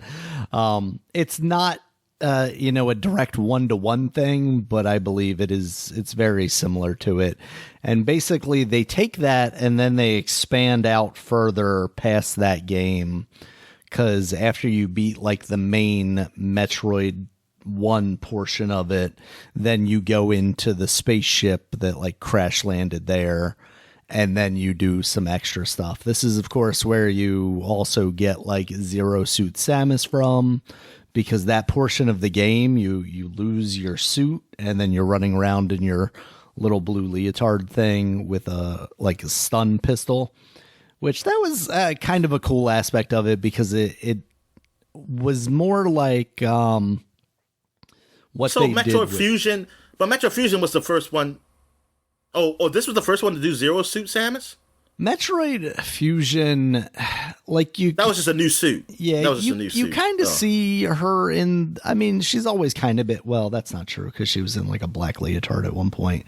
I feel like they do show a little bit of like maybe in the credits if you get a low score. No, because she was in like a... like black shorts and a tank top. So yeah, this I believe is the first time we actually see. Oh, okay. So that's why that's where the Zero Suit came from. Suit, yeah, from Zero Mission. Okay. Yep. All right. And you actually play as her in that suit for a little bit. And that stuff was cool because like Fusion, where they did almost like the horror element with the SRX chasing you, and you being not powerful enough to like attack it, they did a similar type thing in this when you had the Zero Suit, where you could only stun the space pirates and they would just chase you and just kill you instantly in one hit if they actually got you. But yeah, this game, along with Fusion, just incredible entries in the Metroid series, especially after such a long kind of hiatus for those games, especially in the 2D realm. There's a Metroid manga series that you have to get. Ooh. Is that official or unofficial? No, I think it's official. I was looking at... Damn, because I was looking for the unofficial ones, if you know what I'm talking about, Dominic. No. but just remember, when you read that stuff, read it backwards. That's how they do it, because I read a manga for one time, and I was very confused. And then I was like, oh, I'll read it like a normal person. This is like a Quentin Tarantino story.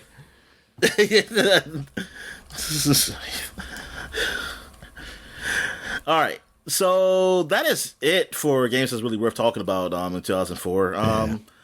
So we got one game for 30 years ago, a huge game. Sonic 3 was released, and it actually didn't release in Japan until like months later. But it released in the US of A. Now, and I think Japan. I think when I looked up, it was like I don't know. I forgot how many months was later. I was like, wow, that's when Sega was really. They knew what. Yeah, they knew their audience or something like that. They was like, Nintendo gonna have Japan, but we got the U.S. of A. And then they left. Then they start wanting to do their own thing, and then that's where they are now. But no, Sonic 3. This was big. Like, I remember as a kid, like, just really wanted this game, and I actually never got this game. I actually got Sonic and Knuckles, the following year. Actually, probably later on this year. Did Sonic and Knuckles come out? I forget. I think I got Sonic and Knuckles for the Christmas. But I don't remember. You know what? Don't get me lying. But I know I got it, and I was kind of jealous, like, because I had a friend who had it. But I would just go over his house and play it, and like, he let me borrow it, and I ended up beating the game.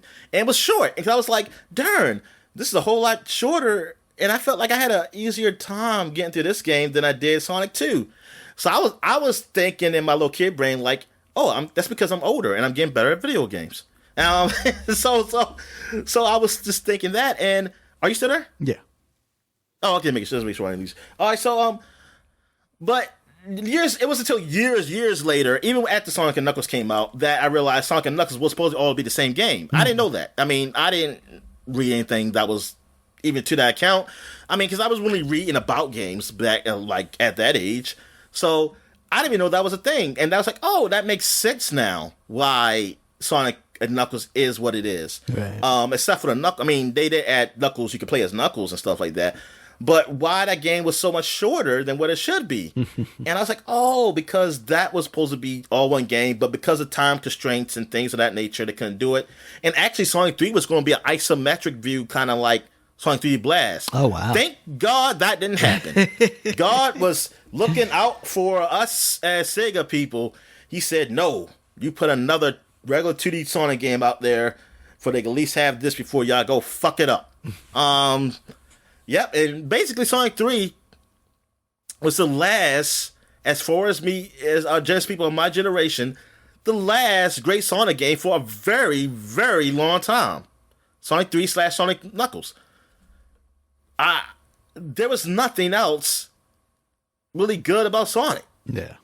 For a very long time. Sonic Adventure was not it for us. That was it for a new generation. Not for us, man. And like it's forever, man. It was forever until, I mean, there might have been some people like the Game Boy Advance ones, but I never got a Game Boy Advance, so I can't really speak on that. Yeah. But for me, it was like Sonic Mania, man. This was it. This was like basically, well, when I get to Sonic, no, that'll be it, man. Like, man, this is kind of sad, Daniel. It's kind of sad. I'm so glad Sonic Mania came out. Because that really was it for me with Sonic. That'll be the last good Sonic game for another couple of generations. Yeah. All right. So that is it for the flashback segment. So we're going to take a quick break when we get back and get to the gaming news. All right. And we're back. So let's get to the gaming news. What we got, Dan? All right, Dominic. First up, we've got former Volition developers who, that studio was shut down recently. They have become Shapeshifter Games with a pretty cool, like, werewolfy looking logo. That's nice. Yeah, and they're actually helping out In Exile to work on Clockwork Revolution, that game that looks super Bioshock Infinite for Microsoft. So I was thinking about Clockwork Orange. They're doing a Clockwork Orange game. There we go. Yeah, but I don't think we need that. No dregs over here or whatever. Yeah, so that's cool. I'm glad to see that, they've kind of risen from the ashes out of the Embracer Group stranglehold that a lot of these developers have found themselves under, unfortunately. And I hope that continues to be the case as, these studios get shuttered by this stupid corporation that did not think before buying them all. Hopefully they can kind of work their way out as independent developers who can help finish off games until they get enough capital to build their own thing. So, all right. In other news, Fortnite, not content with their partnership with Lego, has now teamed up with Disney to create basically a additional multiverse for them, including Star Wars and Pixar and Disney almost, and Marvel stuff. Like Disney Infinity without just the toys part, but there'll be plenty of microtransactions. That was the best part of Disney Infinity, Dominic. I mean, that might be, but I think some people enjoy going to the worlds and just doing shooting shit. I mean, not shooting, like, I'm saying shooting the shit as an expression, not really literally shooting shit. Yeah. You might, I mean, I guess you might can with certain characters, but I don't think that's really what you were doing. But that's what I kind of think of. It's like, that's what I was thinking about. I was like, Disney Infinity kind of had this, is just that they didn't go this route. They were ahead of their time, Dominic. Yeah, they didn't do too much with it. Really, the toy stuff is really what killed it, honestly. But yeah, Fortnite doing that. I mean, that's cool. But are they going to be like the characters? They're going to look like the Disney characters, or are they going to be like a long-legged Mickey Mouse? Like they're supposed to be human size. That's a good question. Like that Mickey Mouse. That I would definitely scary. Did you see that trailer for that? Because the Steamboat Willie is not. It's in public domain now. I don't. Yeah, no, I don't think I actually watched the trailer for. I was scared, Daniel. It scared the shit out of me. I've seen some screenshots of some stuff, but yeah. Oh, the screenshots don't do it. Nah, you gotta see that shit in motion. They don't do it justice. Yeah. Yeah, because it's supposed to be quick. You're not supposed to really see them, but just realizing there's a Steamboat Willie Mickey Mouse size, just really like Daniel, I'll be scared as shit. I don't know. It's like, oh my god. Rough. And I'm just thinking, like, why they go this route with it? Yeah. Because that's who could fit in the costume, Dominic. But yes, that's pretty cool. But what about the other? You going to talk about the other Fortnite crossover too? Did I miss one? Well, I mean, obviously I did. What was the other one? Teenage Mutant Ninja Turtles. Oh, I did not see anything about that. Are they coming as skins, or is that something more? Well, you got. Oh, I was hoping you read it because I didn't click on it. I just saw like people some tweets on it and things of that nature. Oh, there's a Fortnite event coming up for the Teenage Mutant Ninja Turtles. Cowabunga begins. You know what? I don't know what they'll do with the Disney thing, but I will say that like all of the characters that they put into Fortnite, much like with the Disney Infinity stuff, they do an incredible job of keeping the art style consistent with Fortnite, but also making it very clear what those characters are and how they're supposed to look. So staying faithful to the characters. So got to give them credit for that. Yep. Yeah, let's see. Winterfest, Real Battle begins. Turtles return to Fortnite. I guess they were already in there. They were there before, yeah. Yeah. So they're going to have like Cowabunga quests where you earn ooze. The more ooze you get, the more you'll progress in Cowabunga's free reward track. The final reward of the track is one of Donnie's most ingenious inventions, the Turtle Blimp Glider. And then, of course, there's skins for everybody. There's also Lego skins, because you, of course, gotta have corresponding Lego skins for everybody now. Shredder, April O'Neil. That's pretty cool. That's a good looking Shredder, I gotta say, Dominic. That's also a very good looking Super Shredder. Oh, they got Super Shredder too. Yeah, awesome. And they have a Krang back bling. So you can have Krang hanging off your back if you want to be. Want to have that. That's pretty cool. I wish I liked Fortnite better, Dominic. That's especially after that last time I tried to jump in there and see like the Fortnite, the Rocket League mode and stuff. And then it was just like, oh, this interface is like a mess and I don't even understand it anymore. It looks it looks like a YouTube page of just thumbnails of custom creations. I'm like, yo, y'all can't. I said, but see, that's all that gambling aspect stuff to it, Daniel. Really, it's really that, because I'm like, you put all these big shiny things for kids. It's like I go up there, it's like, but what's going on? How do I just play a game? I can't focus. My trifocals. It's like I just want a simple menu where it says you like play quick game. Exactly. Oh, pick menu, play game mode, this game mode, and blah blah blah. You got all this shit up here. Yeah. And then I was like, oh, say okay, I can see what I can unlock, and then I realized, oh, I can potentially unlock it if I pay money, Exactly. but I am leveled up to that point. Yeah. It's not great. All right, Dominic. I had the Sony State of Play up after that. Typically, that would be the kind of thing that we would end the news with, but this week there is far more to talk about. So we'll just run down this real quick. You saw this, right? Yes, I watched it. So we'll start out first up, Helldivers update. Helldivers is out now. Just a quick thing there. After that was an extended trailer for Stellar Blade, which is basically like Bayonetta but super anime. And yeah, I mean, it looks pretty cool and everything. Yeah, I mean, it looks all right. I thought it was fine. I mean, like I was like, it's not huge, but I was like, hey, it's looking something I probably would enjoy. Yeah, it's good blood in there. So I was Dominic. like, I know I see some people online. You know, the people who were complaining about it, they were just saying like it looks like something that's we've seen before. And honestly, Sure. yes, Yeah. It does. It is. And I mean, and then there's people complaining that because graphically, I mean, it looks good, but it's just that it doesn't push any kind of boundaries that they you would want. And like I said, I feel people on that. I feel people on like they want something more. Like, okay, it's something you play They for, want but nudity, something. I get it. Yeah. They want to push those boundaries. I mean, it's fine, but like if it's a $70 game, and it's like, why doesn't just be $60? Yeah. It's Why you gotta keep reminding me the games are $70 now, Dominic. I don't like that. That's the thing. It's like it's like that game. I feel for some people I feel that it's like it's a fine game, but it's like why am I paying $10 more for this just because it's on this system? And just like because somebody said this, like yes, I'm fine seeing games that are just on the PS5 or this. Like they're only on these systems, like or Series X systems, like Series X or S, you know, the newer systems. Like they're not on the old ones.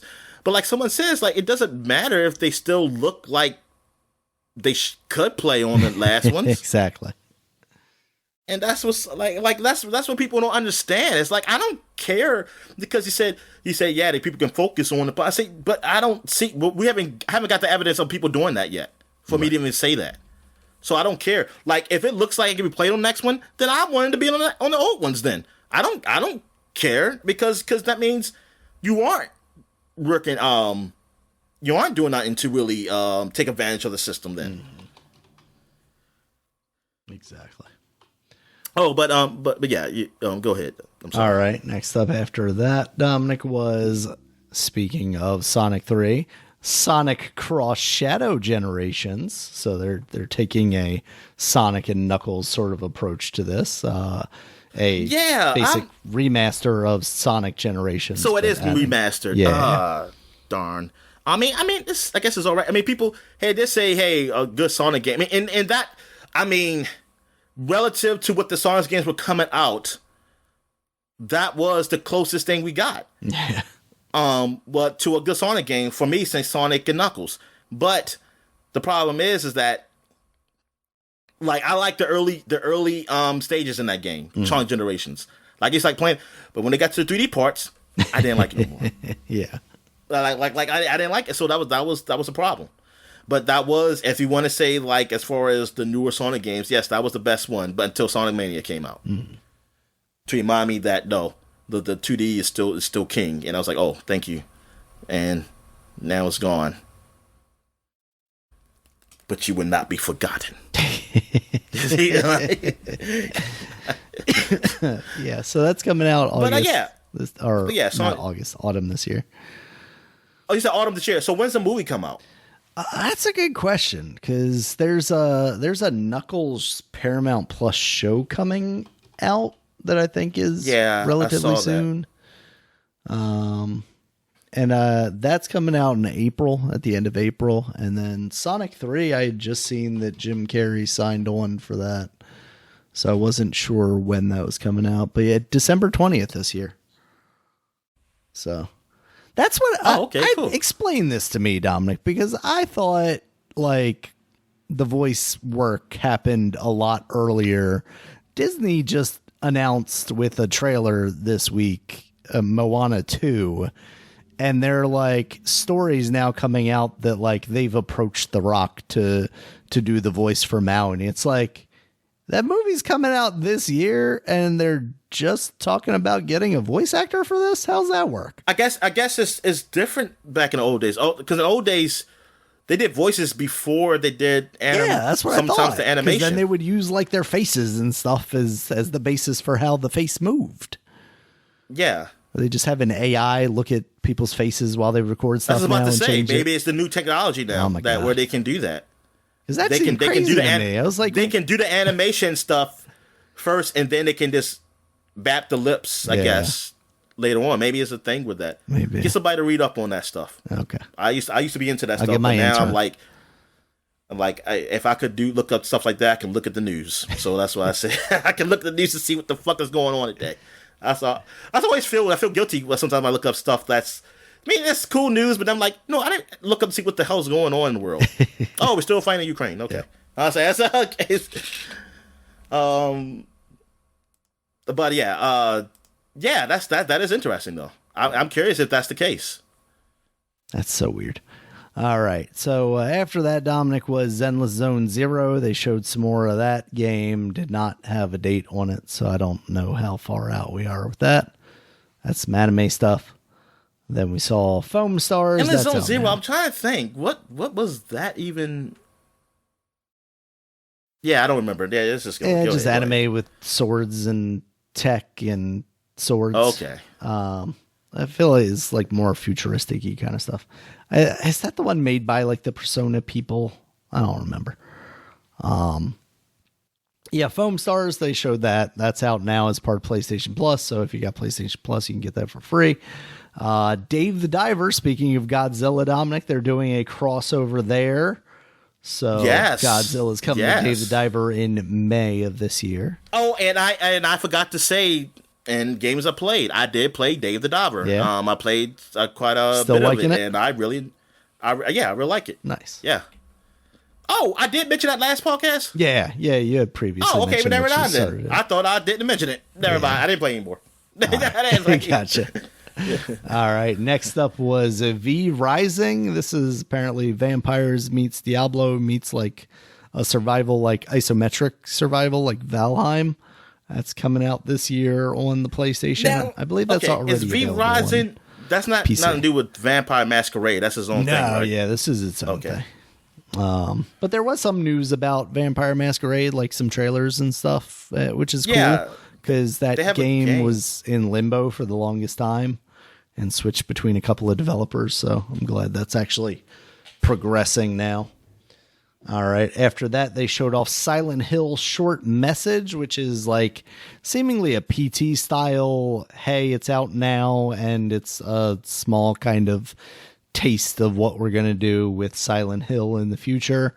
I don't know that game has been treated the same way the PT has, though. I feel like what I've seen, they love it more. Yes, they love it more. I feel like what I've seen as far as whatever you would consider a review for that game has not been favorable.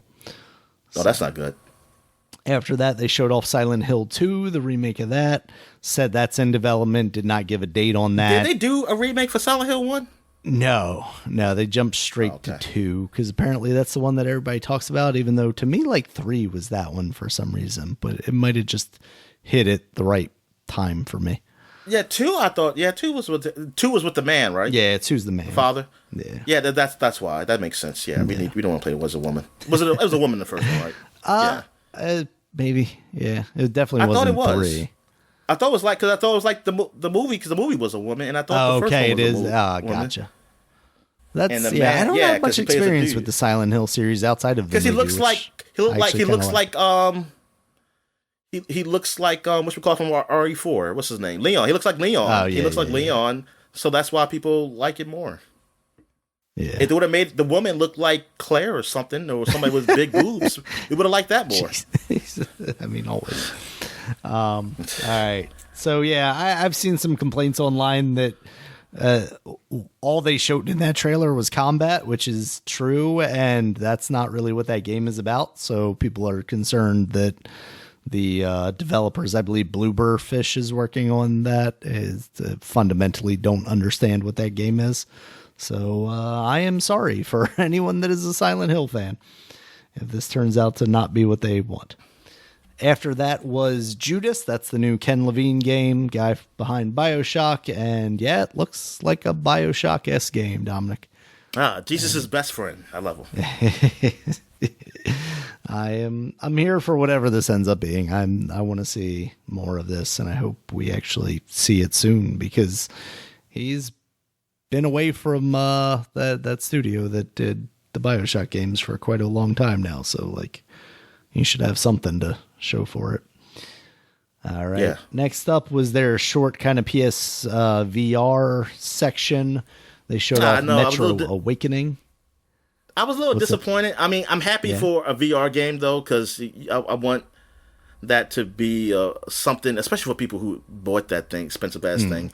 Absolutely. Yeah, because I was like, man, a new Metro game, cool. And then I saw the VR game. But you know what? That good for those guys. Even though, man, I could never play that game if I even had a VR headset. And either it was on the Oculus or some kind of way, because I would be scared shitless. I mean, I would just have a heart attack. Just look at the floor, just like you do in the real games, don't you? Yeah, I did. I know. Like I did. That's how I did The Walking Dead for a while, until I just got too scared for that. Yeah. But it was no cheat, so I died. All right. Next up was Legendary Tales. This was also a VR game. That's out now. That came out February 8th. That game didn't look too impressive. It's just like kind of generic fantasy skeletons and medieval looking stuff, and you're shooting arrows and slicing swords and stuff. Okay. Next up was Dragon's Dogma 2. It looked like something that'd be fun to play in VR, you know? Yeah. Just like there's some games I've seen before in Oculus, but probably looks better and runs better because it's on a higher, spec'd out VR. But then again, I mean, compared to my VR anyway. But like just looking at it is not impressive. Yeah. Like it's like something like, if you know the technology and you know a VR, you probably were like, oh, this is pretty neat. But like, there's a normal person looking at it, like people who don't get VR, it doesn't look like anything cool. Yeah. Yeah, absolutely. All right. Dragon's Dogma 2, that's coming out March 22nd. This interests you, Dominic? I still haven't even gone back to Dragon Dogma 1 to really give that a shot, because I was interested in that game at one point. Just missed the boat on it, and then it came back, and I missed it again. Keep getting late for that boat, Daniel. Keep every time I go to the shore, it's already left me. I mean, I'm happy it's out, because for people to go out there, and I don't know. I mean, if it's there available for me to play, I'll play it. Maybe I'll just go ahead and try one out eventually, just to see if I like it. Yeah. Because this is even before like a Dark Souls kind of thing. So yeah. Because I want to know, is this really that hard or something? Or is it something I can play and enjoy? I'll check it out. I'm going to do that. I'm going to find... Just always reminds me of a mix of like Dark Souls and Monster Hunter type thing, yeah. And that's what I look. I say, if the controls are... Probably this. The controls are wonky when I start playing, then I'm done. I'm just going to close it out there. Yeah. All right. I didn't realize this at the time, but also coming out on March 22nd is Rise of the Ronin. This is the new Team Ninja game. Looks, I don't want to say heavily inspired by Ghost of Tsushima, but maybe heavily inspired by Ghost of Tsushima. Yeah, and then I was disappointed because I was thinking it was the Ninja Turtles Ronin game, and I was like, oh, I don't see no turtle in here. That'd be pretty sweet. Just drop him in there. But But yeah, it looks like somebody says Assassin's Creed kind of thing going on here, too. Yeah. Which is like Ghost of Tsushima. It's yeah, so it looks like something that's been done, but I don't. Well, there have been quite a few. As in, when I say quite a few, more than we ever see, which is like zero. Of like Japanese type of samurai open world games, somewhat, because you had the Like a Dragon Ishin, which was a samurai like game, just with the Like a Dragon guy, and then you have Ghost of Tsushima. I believe there's something else. I mean, if you want to count like the Dark Soul light game, well, a couple of them that has come out, Sekiro and then the one that just came out actually last year. I forgot. Yeah, what I think it was called. Actually a Team Ninja game too. I can't remember the name. Yeah. But so I do want a traditional like story based game, like actual story, not a Dark Soulish type game. I know they have stories, but come on, that's not the main focus of those games. Yeah. So I mean, I hope it's all right. I hope it's going to be all right game. Because I mean, I like that universe. Even after like me watching Blue Eye Samurai and what else did I watch? Oh, well, I said Blue. I was about to say Monarch. Some Japanese people in there. See, they're samurai. They're all samurai. Of course. It's I just got into that. Yeah, and I saw Wolverine. The Wolverine movie where he went to Japan. Yeah. So I'm into that stuff now, Daniel. I watch anime. You're an otaku now, dog. Yeah, I'm an otaku. All right, next up, Dominic, was Until Dawn. That is getting a remake / remaster type thing for PS5 and PC coming out sometime this year. So, what's it called? Until Dawn, that game that we played. Oh, okay. Until Dawn. Until Dawn. Oh, okay. Yeah. Save the cheerleader, I thought it was Until world. Dawn too, Daniel. That's what I thought it was. And then when they said it was just 3 masks, I said, yeah, that is cost efficient. There we go. It's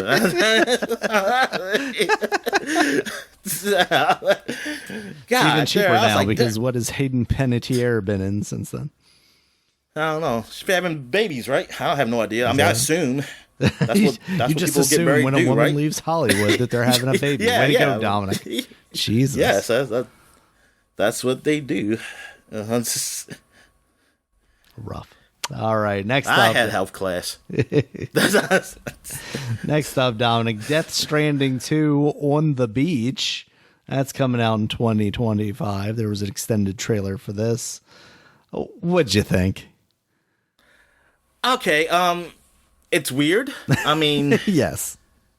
I had to go look up to see like what is it that people like. Why do people think he tells great storytelling? And well, some people even said, like, I was looking at some Reddit how they say that it's not really great storytelling. Just some people say they just like the weirdness of it, and stuff like that. A lot of people are starting to just embrace the absurdity of what Kojima is doing. Just how ridiculous it is. And there was some guy saying, like, I don't understand why people don't understand Death Stranding. It's not that hard to not understand. It's just a world where the world has been like it because the world's kind of overlapping with the spirit world and blah blah blah. And I was like, well, because they never actually say that within the first few hours I played of the game. Yeah, they don't say that. You gotta find the Conan O'Brien lore dump. They speak like people don't talk to each other like a normal dialogue. It's so weird how they talk to each other that it makes it like what I was like, why are you talking like this? Why like what the fuck is going on? It's like what the fuck is, and then somebody says like, yeah, we get there in the game, it really explains a lot. I said, you gotta be fucking serious, kidding me. I gotta go. It's like and it's like you're just helping bring packages to these people. And it's like, but I don't see no people. I don't see civilizations. I just see these terminals where I'm given something. And I guess these people are somewhere else, underground. I guess it's underground, maybe. Yeah, and it's just like, and then I like the monotony of just doing that, and that's great. I'm like, and that's makes it a great game.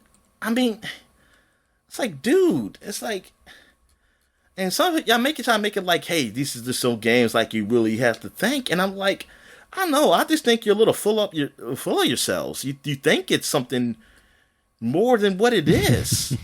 Somebody sniffing their own farts a little too much. Yeah, I'm like, I don't think it is. And now, like, I guess he's going to be doing like a movie, like with their Sony pictures and stuff, like work. And I'm thinking like that I'm not in, like me 20 plus years ago will be really into this shit. Yeah, I'll be like, yeah, man, really can see him doing movies. Say, hell yeah. This would be great because I was like always wanted Metal Gear Solid to be a movie, but like looking at what it would be, I'm like, this will be actually not that good a movie. Like as far as like it would be a really good movie. Like maybe it has some good action scenes. I'll say like the action would be good, but the action movie actually wouldn't be. Like then you have somebody do a monologue or some sort of philosophical shit, and that some people say, yeah, that's deep, and it's like, no, is it? Is it really that deep? No. And I mean, it's like basically, it's like he said all that shit just to say war is bad. It's that's a metaphor, you see. And that, yeah. I mean, what did he do? And that you should love your neighbor. That's basically what the gist of this guy said. And he just said it in a very, man, I don't know. I don't know. I just wish I want to understand why it's just love. That's really where I'm at. Cause yeah, I do not care about this. Really. Happy for the people that like it and like him. But there's a puppet, Dominic, and he doesn't want to be hung by the guy's ass. Nah, I think that puppet thing looks cool. like the way it kind of looks like a stop motion thing. It's animated is awesome. Yeah. I mean, but that's the thing. Is like, yeah, that looks real cool. What sense does this make for this to be in this world? What is this? Like, what is this? What is this? Gotta be like just to make Android, sense of right? it. And like, why does it move like that? Why does it? I don't know. Why does this lady use somebody else's hands as her mask? Yeah, like, and then like I remember, yeah, where she smoked a cigarette or something. It snapped. It was like, do you really have to use that? Like, it's not easier. It's it might be. Pretty convenient. Have fire that close to your face. Yeah, it is just that whole trailer is just ridiculous image after ridiculous image after ridiculous. You got this guy from the first game who's got like an octopus arm on his back, and then he takes off his mask and he's got Joker face paint on underneath of it. And then he's trying to take your baby, but then this other big guy comes, and then he's got to play electric guitar that shoots out electricity and then also turns into an axe, and they have a sword fight with it. It is definitely like the imagery definitely appeals to a Daniel around the age of 12. Like, he has quite a few projects going on here. He has an Xbox game, and like somebody said, I kind of agree with him. It's like that's not a real game. That Xbox game, that shit's gonna be just some type of bullshit, like thinking project he done, and it is not gonna be a real game. It's like you're not really playing anything. And that's what I'm afraid it's gonna be. It's gonna be something like you're not really playing anything. Like you're just seeing something that looks weird and cool, and it takes about 30 minutes to go through. That's what I'm afraid it's going to be. You think he can restrain himself to a video of just only 30 minutes in length, Dominic? Yeah, I mean, 30 minutes of actually pressing the controller. Gotcha. With 7 hours of video footage attached. It's going to be a whole lot of talking. Like, it's going to be, and then people are going to write a thesis of what this is all about and shit, and saying how it's so deep and shit like that, and I'm not going to stand a lick of what the fuck going on. Yeah. All right. With that said, Dominic, are you excited for his new project, a new action espionage game? Scient? That's what I'm saying. That's what I'm saying. That Xbox game definitely ain't real then. If you like got this going on. Yeah, since you don't have that no more, I'm curious to see what the gameplay is, because story-wise, we know it's not gonna. I ain't gonna give a damn if the gameplay is all right for it. Fine. I'm not really excited for it. I'm just curious to see what it is, but I mean, yeah, I just pretty much accept that his stuff is really not that big a deal for me. So, yeah, but happy for those gamers who are really into that shit. I getcha. Good for you. You got that going on. All right, Dominic. Then they closed the show out with Final Fantasy VII Rebirth. It basically said there's another state of play coming a couple of days later, and at that state of play, they had a new trailer for Final Fantasy Rebirth, and also announced that the demo is out now on the PS5, so you can get that. Something I was just watching the demo a little bit earlier. Something I noticed. The state of play of Final Fantasy Rebirth did come out, right? Yeah. Yep. Okay.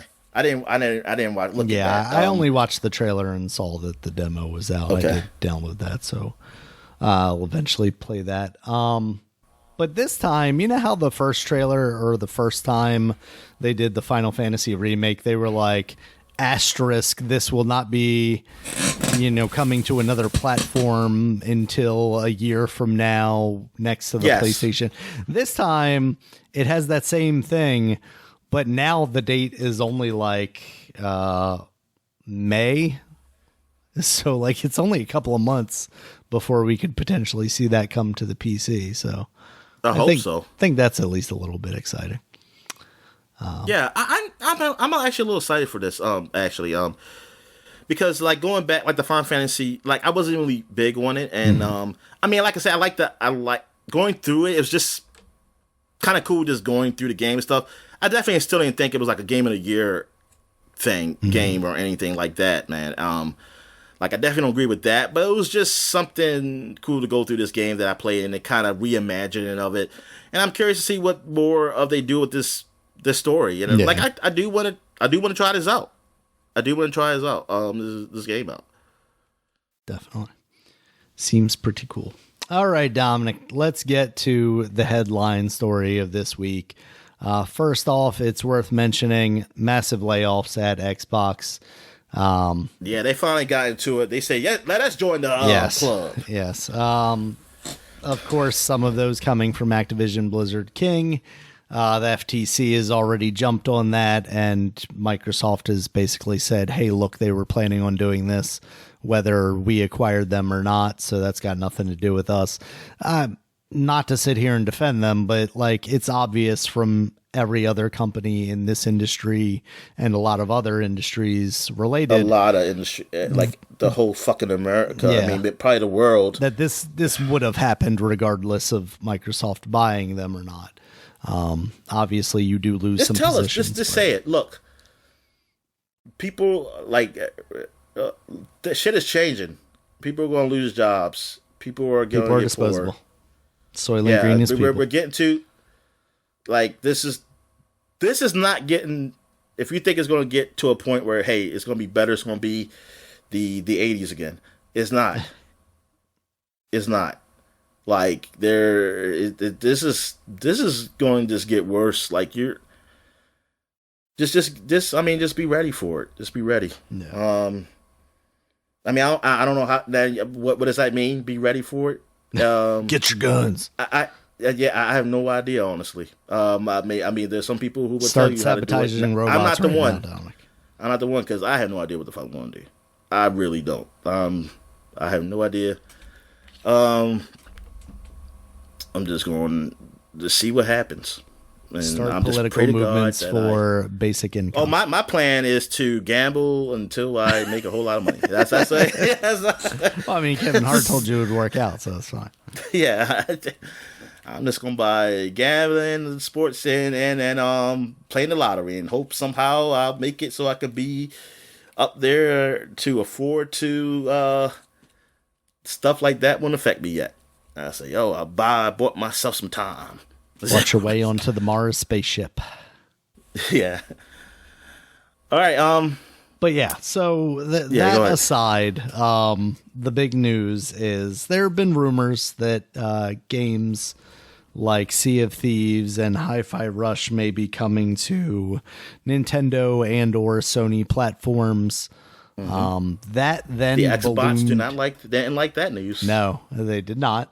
That and it got only worse. Was compounded when there were rumors that games like Gears of War and potentially Halo could also find their way. Well, first I think it was Indiana Jones, and then it was like Gears of War, and then basically like now everybody's speculation Starfield. Starfield was in there. Now I think everybody's speculation is basically like, oh my God, Microsoft is going third party like Sega did, and we're not going to ever see another Xbox console There's again. been multiple suicides, Daniel. Sure there has been, based on some of these Twitter guys. These guys are going crazy. It's like, what are we going to do? And you know what? Like someone said, it's actually sad for you, the ponies who do like YouTube channels. Because all y'all do was just talk about Xbox. If they're gone, what are you going to talk about? Exactly. Games? Nah. What are you going? Nobody going to care. Talk about Xbox games. Nobody's going to go to you because there's going to be too many of you talk the same thing now. It's like that. It's over for everybody. Drama's fun. Video games less so. It really, it is. But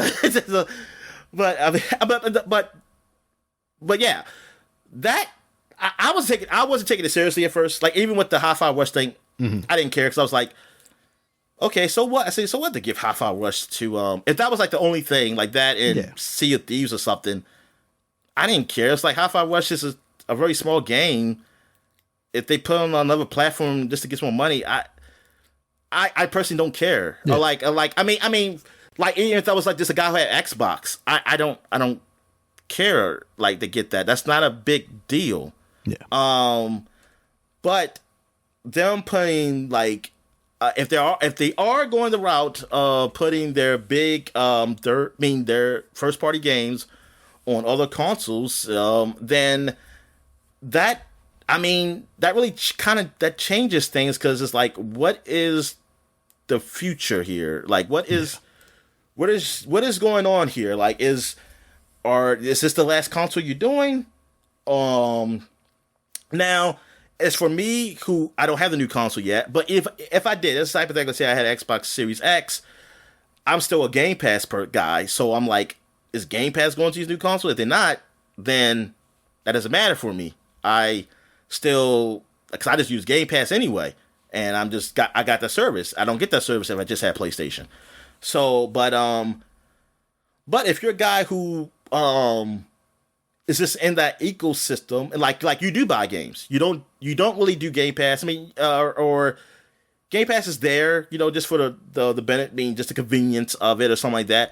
But you look at like, maybe you don't need Game Pass. You could have gone, and then you said like, hey, if PlayStation gets those games, I can just be PlayStation, and then I could do PlayStation Plus or whatever, I guess, and then buy the games that I want to play that are Xbox first party games, and I just still have to stick with one console, but at least that's the console that's where all the games are on. It's going to be PlayStation. So Game Pass, so you won't worry about Game Pass. And if you're a guy who wants to rent games, you do got PlayStation Plus, be it that, yeah, they don't do a whole lot of first party, they don't do day and date first party games, but you, maybe you just buy those games, or you can just wait till they go cheaper. I mean, there's different things you can do having just one console and dealing with that. If you get the Xbox games too, because you can choose which one you want, that you want to play. And then like the PlayStation Plus third party games, they're kind of on both. A lot of them, they do cross over. Some games don't, but there's enough variety there. You know what I mean? Like that you have something that you might want to play on each service, be it Game Pass or the PlayStation Plus thing. So PlayStation Plus service. So yeah, I get it. Like that really messes up the ecosystem of like a real gaming, like a person who games a lot, or a enthusiast, something like that. Like having Xbox and knowing that everything's going third party, yeah, it messes things up for you. Like, it really messes with things like, then I don't need this console anymore, or this is it. Like, this is it for this console. Like this is gonna be the last thing of Xbox service. Should I just get a PlayStation? Or if you have both, you're like, darn, I don't really need to use the Xbox anymore. If they start coming on the PlayStation, I can just focus on that. And what a waste of me buying this console, really. No. All depends when you bought it too. I mean, maybe you say, hey, I got enough out of it these years, but it's like, darn, it kind of sucks. I mean, we were already kind of at the point, I know you were saying like the system you would get, and you did, was a PS5 because of the PC. Yeah. And I'm kind of there too right now. Like, I haven't really, and it's been months since I touched my console. I've been playing through PC Game Pass because of just the convenience of that, of the playing on PC. And the games I want are on PC that I'm playing right now.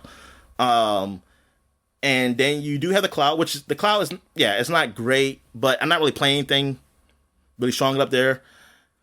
Really up there right now.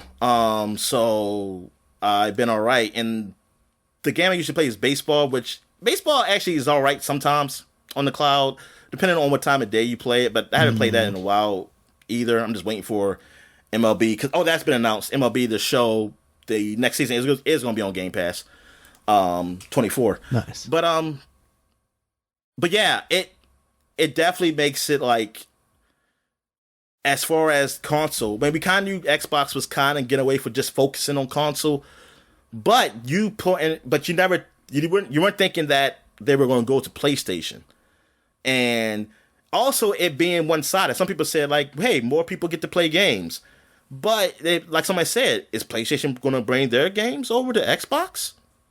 No, so it's not the same. It is not the same. This is not good.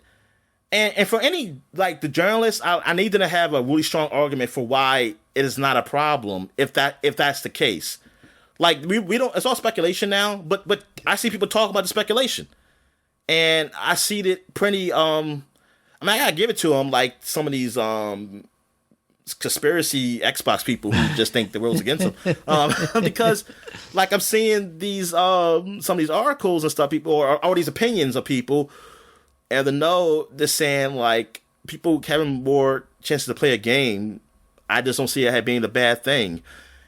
I see it if it's just one-sided, though, for the company, because then that means PlayStation is basically clinging for the so-called serious gamer. Yeah. You know? And now they have more control. That means raise what prices. competition do they have for certain things then? Like for pricing and the things of that nature. Yep. There's no competition. Nope. Like, I want competition regardless, dude. Like, when I was like, I was 360 guy. 360 was the biggest thing. I was happy when PlayStation did free. When they were free and everything. Free online. I was like, I like that, because that was the argument, was that, hey, you get to play your games online for free here. Yeah. The only thing you have at Xbox, like the ecosystem, was better than PlayStation's ecosystem for online, but PlayStation stepped up the game. And then they eventually made you paid, but they also gave you free games. If they never did the free game thing, we never got free games on Xbox. We would never have gotten that. Yep. So competition is good, man. And like, and I say we, because I'd have a PlayStation also, but Xbox was a preferred console. The preferred console since the 360 has been an Xbox.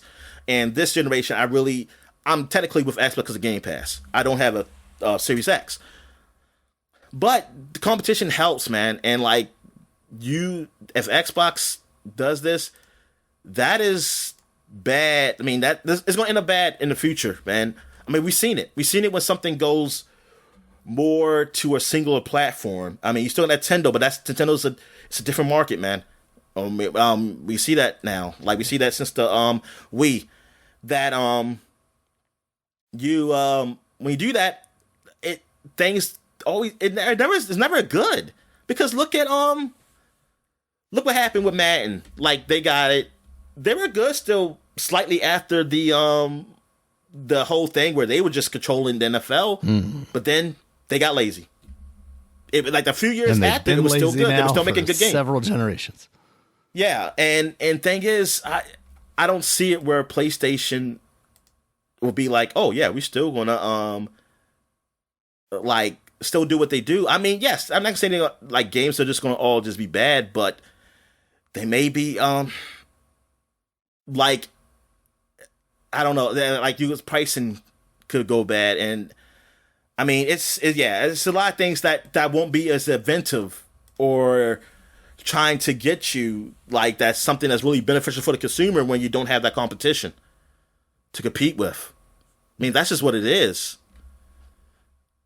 And yeah, so I don't like the idea of that happening. I really don't like the idea of this happening so much. Like if it was like just like like a Minecraft, like what it's doing with Minecraft, or if it was Sea of Thieves, because something that's multiplayer, I don't mind that. No, I don't mind that going it builds the audience bigger, multi-platform. so that if you're playing that game, you have more people to play against. Yeah, exactly. I don't mind that, but if you're just gonna put all of them, then it's like, dude, it's not the end so much for the Xbox as for like games or nothing, because they're still making games, because they'll make money, but it's the end of that console, and then you just got the PlayStation platform, and I'm like, oh man, this sucks. Yeah. Are my options then the PS5 that God knows how much or PS6, God knows how much that's going to cost versus a gaming PC? And those are my options. Yeah, and Sony wants to be stingy. They don't want to put day and date games on PC like Xbox does. Yeah. And see, that was kind of put in it because Sony start doing they start fixing up their service a bit with their because they had the PS Now forever, and that shit wasn't doing. Nobody really talk about it. But then when the Xbox Game Pass started becoming bigger and everything, that's when they started doing more and started getting games to come on there. And everything, like on their service and things of that nature. And I still haven't done day and date on their first party, but they did add some tiers and stuff like that. But to the point where, hey, you at least have these old classic games you can play if you choose to, and things of that nature. I don't like the price, but it is something better than what they really didn't have much there before. Yeah. Like years before. So it's something, but. Yeah, man, this is huge.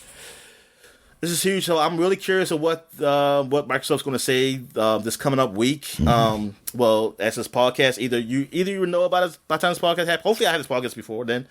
I'm trying to work on this one because we got this Game of the Year thing coming up. Mm-hmm. But yeah, I'm hoping this news is. I mean, I just hope answers are told. Like the answers, this what we're going through. I don't want to be like some vague news and we still speculating for months. Yeah, that's what I want. I just want answers. That's what I want, because I hate going to the internet hearing people talk about stuff and they don't know what the hell's going on and they just hear shit, just pile on the shit and everything else is I just hate Phil that. Spencer's like, just gonna come out and say we're assessing the situation. It will be a game by game basis. It's like it's like it's just, there. Yeah. See. It definitely makes my choice. My choice has gotten a whole lot easier with like what I'm doing next. Yeah. If I am getting something, it's like I said, really I'm looking at a Steam Deck kind of situation here. I'm just gonna wait, see what these handhelds are, like what's out there to get, it's gonna probably be more along those lines now. The PS5, not. I think I can hold out because like some of those games are coming to PC, Yeah, so the biggest I'm like, ones are. I can just wait on that and everything, so I'm fine. And I still just using your Game Pass, but Game Pass is available though. You got that, so I don't really need to get an Xbox per se. So yeah. All right.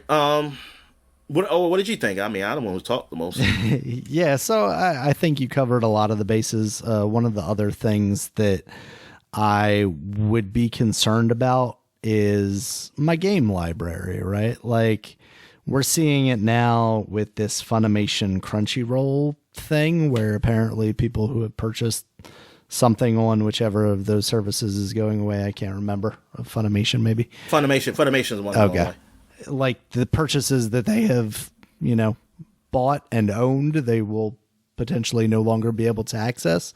That is not. They're not freaking moving that over to Crunchyroll. That not as of yet. So basically, like Crunchyroll's policy right now is that they don't support those purchases. I feel like that's going to potentially change, especially the backlash they're receiving for this. I would hope that's the case. But that's what would concern me, is because Xbox has done such a great job of basically making as much of their catalog as possible backwards compatible. So they have kind of set an expectation where, like, previously it was like, okay, once I don't have this console anymore, I may not be able to play these games. But they've become more of a PC style platform where it's like, okay, I can run games all the way from the original Xbox to now, so I feel comfortable buying digitally into their system.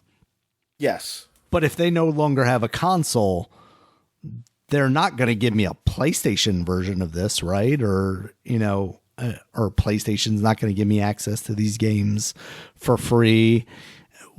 Where would I be able to access that collection then? Do I have to use an Xbox Series X or an Xbox One X, even, as we've moved on from that? Or is it is there like at least a cloud, like we could, like there's a cloud version? Yeah, I guess that would be something. But that's, I guess, where I start to wonder is, like, do we get... Hold on, I gotta stay.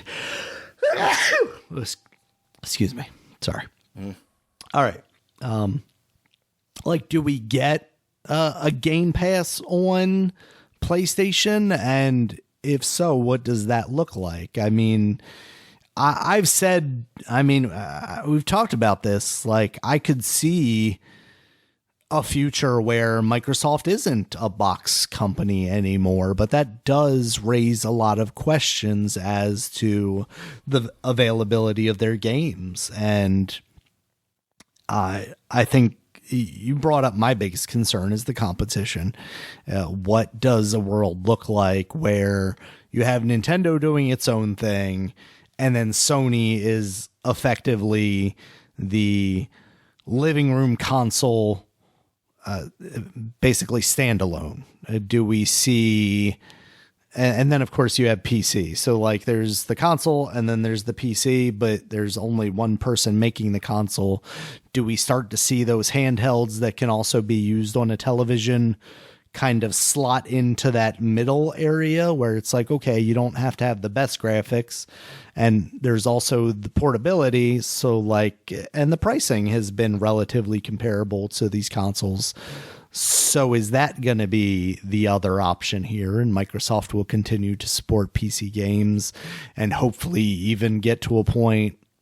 I guess what I would like to see out of, like, this future of Xbox announcement type thing is, like, if we're moving away from hardware, can we get them to announce a native Steam Deck application for their Xbox games and make those games available, and not have, and also away from is it the Samsung or the LG? I don't know which one company they got their the app TVs. on. Can it be on Roku's and stuff like that? Exactly.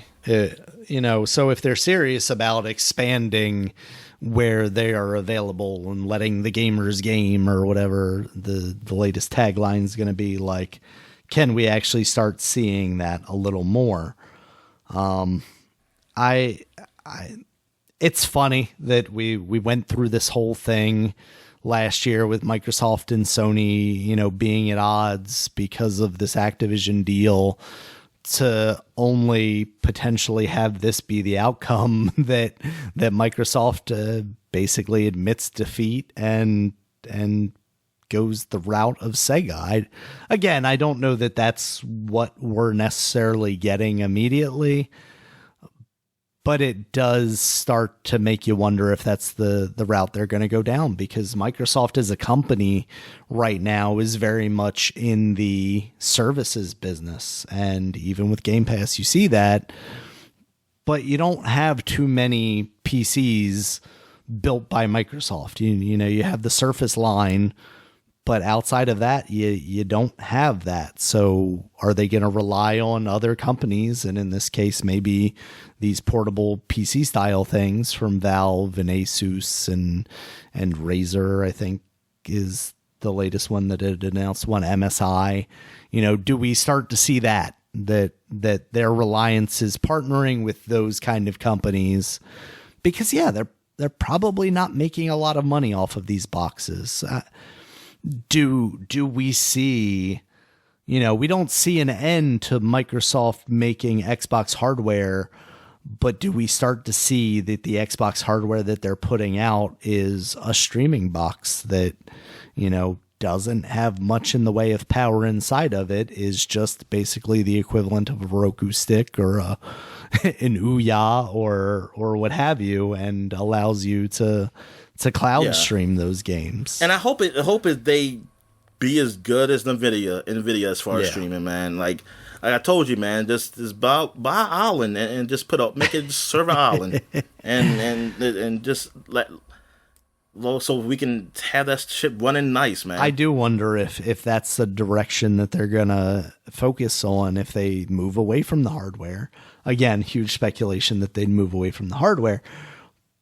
But would their focus be on improving that service? It gotta be, right? Yeah. I mean, if it comes shit like that, because it's just going to get worse. And then, what are you doing? At that point, it's like, what are you doing? Because let's say this, right, Dominic? What they make a deal with Sony to somehow get a Game Pass style thing on Sony's console.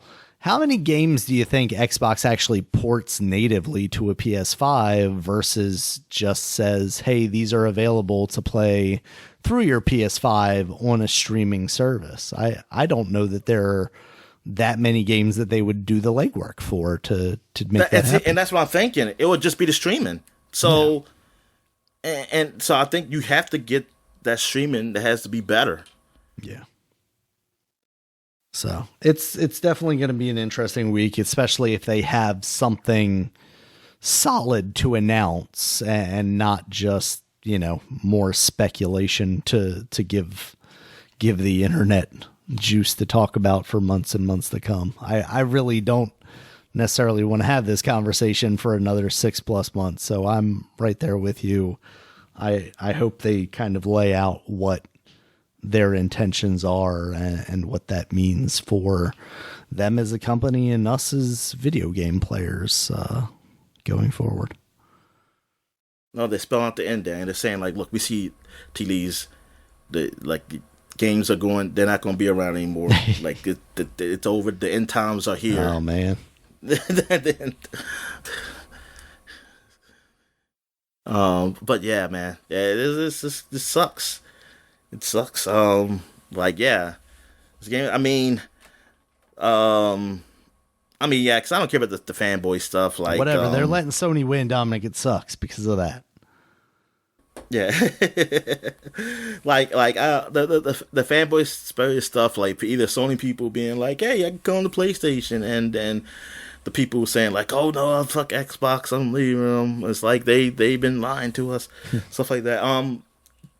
Like, it's really just that the state of video games. Where is it going to be at, man? Because, like you said, we need direct competition, because Nintendo and PlayStation ain't it. They ain't direct competition. That's not going to do anything for us as making things better. Like, especially for Nintendo, God, man, they're just going to say, they're just going to keep our shitty ass internet services and stuff, because who the hell cares? We just selling whatever, and if they want to say they're just going to take what we give them anyway, said, look at our Pokemon, and stuff like that. So I mean, like it got it like this. PlayStation and Xbox, mainly Xbox. The Xbox was really ahead the game with the internet stuff. What going online, they got Nintendo to be at least a little bit better. Yeah, they are far from what the other guys are, but it is better than what they ever had. But like, yeah, I don't know. Yeah, this is yeah, it's not gonna be great. It's not gonna be great. If Microsoft goes that route. I hope they don't. I hope it's something like these rumors they spiral out of control, man. And like, Phil Spencer's here to announce the Xbox Series X. It's just Hi-Fi Rush. It's like we were just moving Hi-Fi Rush and and we're not even putting it on Sony. Pirates of the Caribbean. I keep saying Pirates of the Caribbean. Sea of Thieves. And we're only putting them on the Switch because we hate Sony still. Like someone said the only news some Xbox fans want to hear is Redfall going to the PlayStation. That's the only news we want to hear. That would be hilarious. We can only hope, Dominic. PlayStation is fighting Xbox against them putting that game on their PlayStation. It's like no, we don't want it. No. Uh-oh. All right, Dominic. So that is the news that I had for the week. Is there anything else you wanted to talk about before we get into new releases? No, I'm good. All right, new releases we got here real quick. We got Like a Dragon Infinite Wealth. You mentioned that earlier. That is not on Game Pass, unfortunately. That's on PC, PS4, PS5, Xbox One, and Xbox Series. I would imagine at some point that ends up on Game Pass, but it'll probably be a little while before we get there. We also have Tekken 8 that's out on PC, PS5, Xbox Series X. Seems to be reviewing pretty well. So it's been a hell of a 12 months for fighting game fans, Dominic. So that's awesome. Yeah. We also have Blaze Blue Entropy Effect on PC. That's a roguelike side-scrolling action game. That seems all right. We also have Blaze Blue Fantasy Relink for the PC, PS4, and PS5. Is that, wait a minute, you sure it's Blaze Blue? I thought it was No, it's not Blaze Blue. Why did I write Blaze Blue? It's it's Grand Blue. Grand Blue. Thank you. Exactly. Because I was looking at that game. I was looking at Blaze Blue too, because Blaze Blue, I think it's a roguelite Metrovania type of game. Mm-hmm. That game is, and that's been in like early access for a while. I was thinking about getting that one time, like playing it since like even before Prince of Persia came out. But then I saw it's early access; it was coming out soon, so I was like, I'll just wait. And gotcha. I gotta look at the reviews for that game because I think I looked at some, but it wasn't a lot up yet. Mm-hmm. All right, we also have Persona 3 Reloaded. That's out on PC, PS4, PS5, Xbox One, and Xbox Series, and that is on Game Pass, right? Yes, it is. Are you? I know you had mentioned it to me earlier. Are you actually going to play that? I mean, you did just play Persona 3 not that long ago.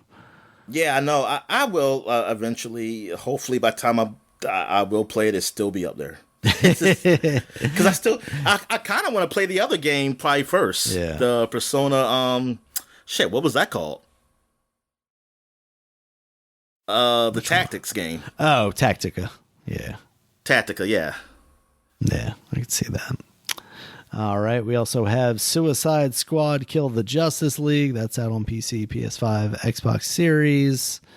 Not reviewing too hot, Dominic. I know we were talking a little bit about the cutscenes and the story stuff earlier. Yeah, I watched all that, and it looks good. I mean, visually it looks good, and the story was fine. I liked the story. I mean, the story was fine. It was funny, and everything. So I think like the overall, it was a fun watch, but I can't speak on the gameplay. I can't speak on that at all. Yeah. So, and because like I was the guy, I do appreciate like the one YouTube I watched because it was just the cutscenes. Nice. I wasn't like a whole playthrough. Mm-hmm. And there's a lot of cutscenes, man. And I think somebody said that it's like, man, there's a lot of just watching in this game.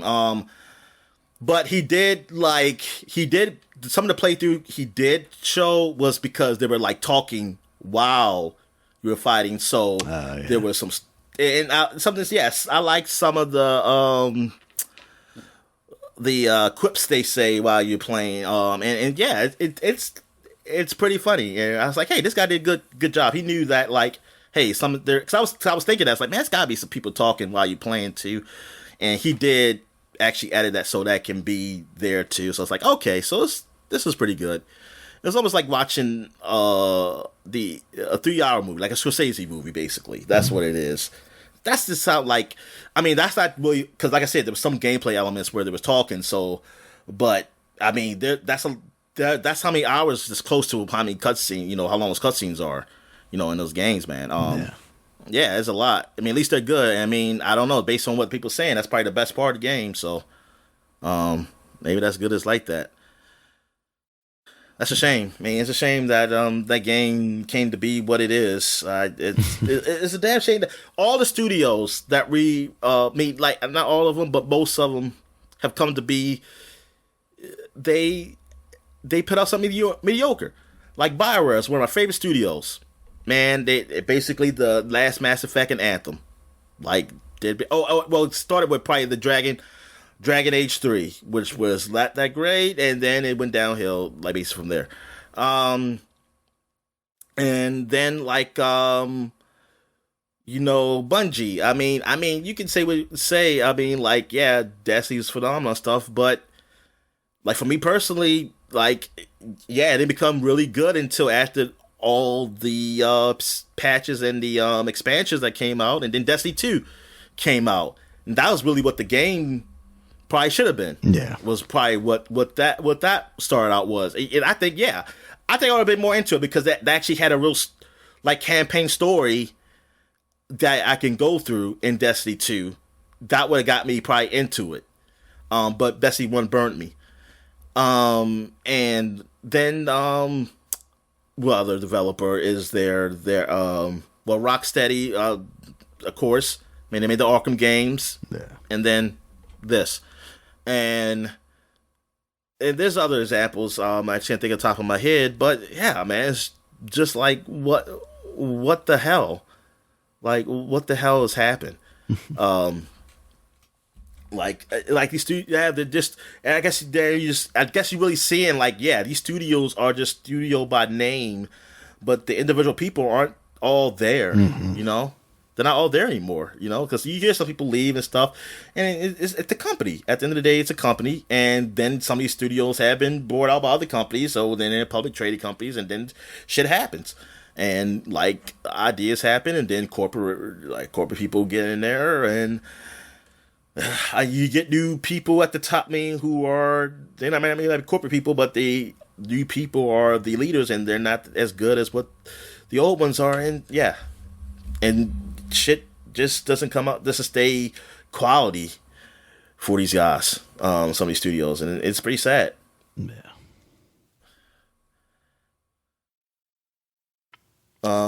So we got other games that came out. That was it. Sorry.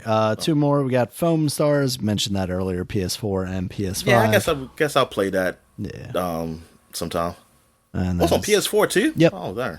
Yep. And that is part of PlayStation Plus right now. And Helldivers 2 is out on PC and PS5. I did mean to look and see how much that game is, because that does not seem like that's going to be a $70 game, right? That would be a bad idea.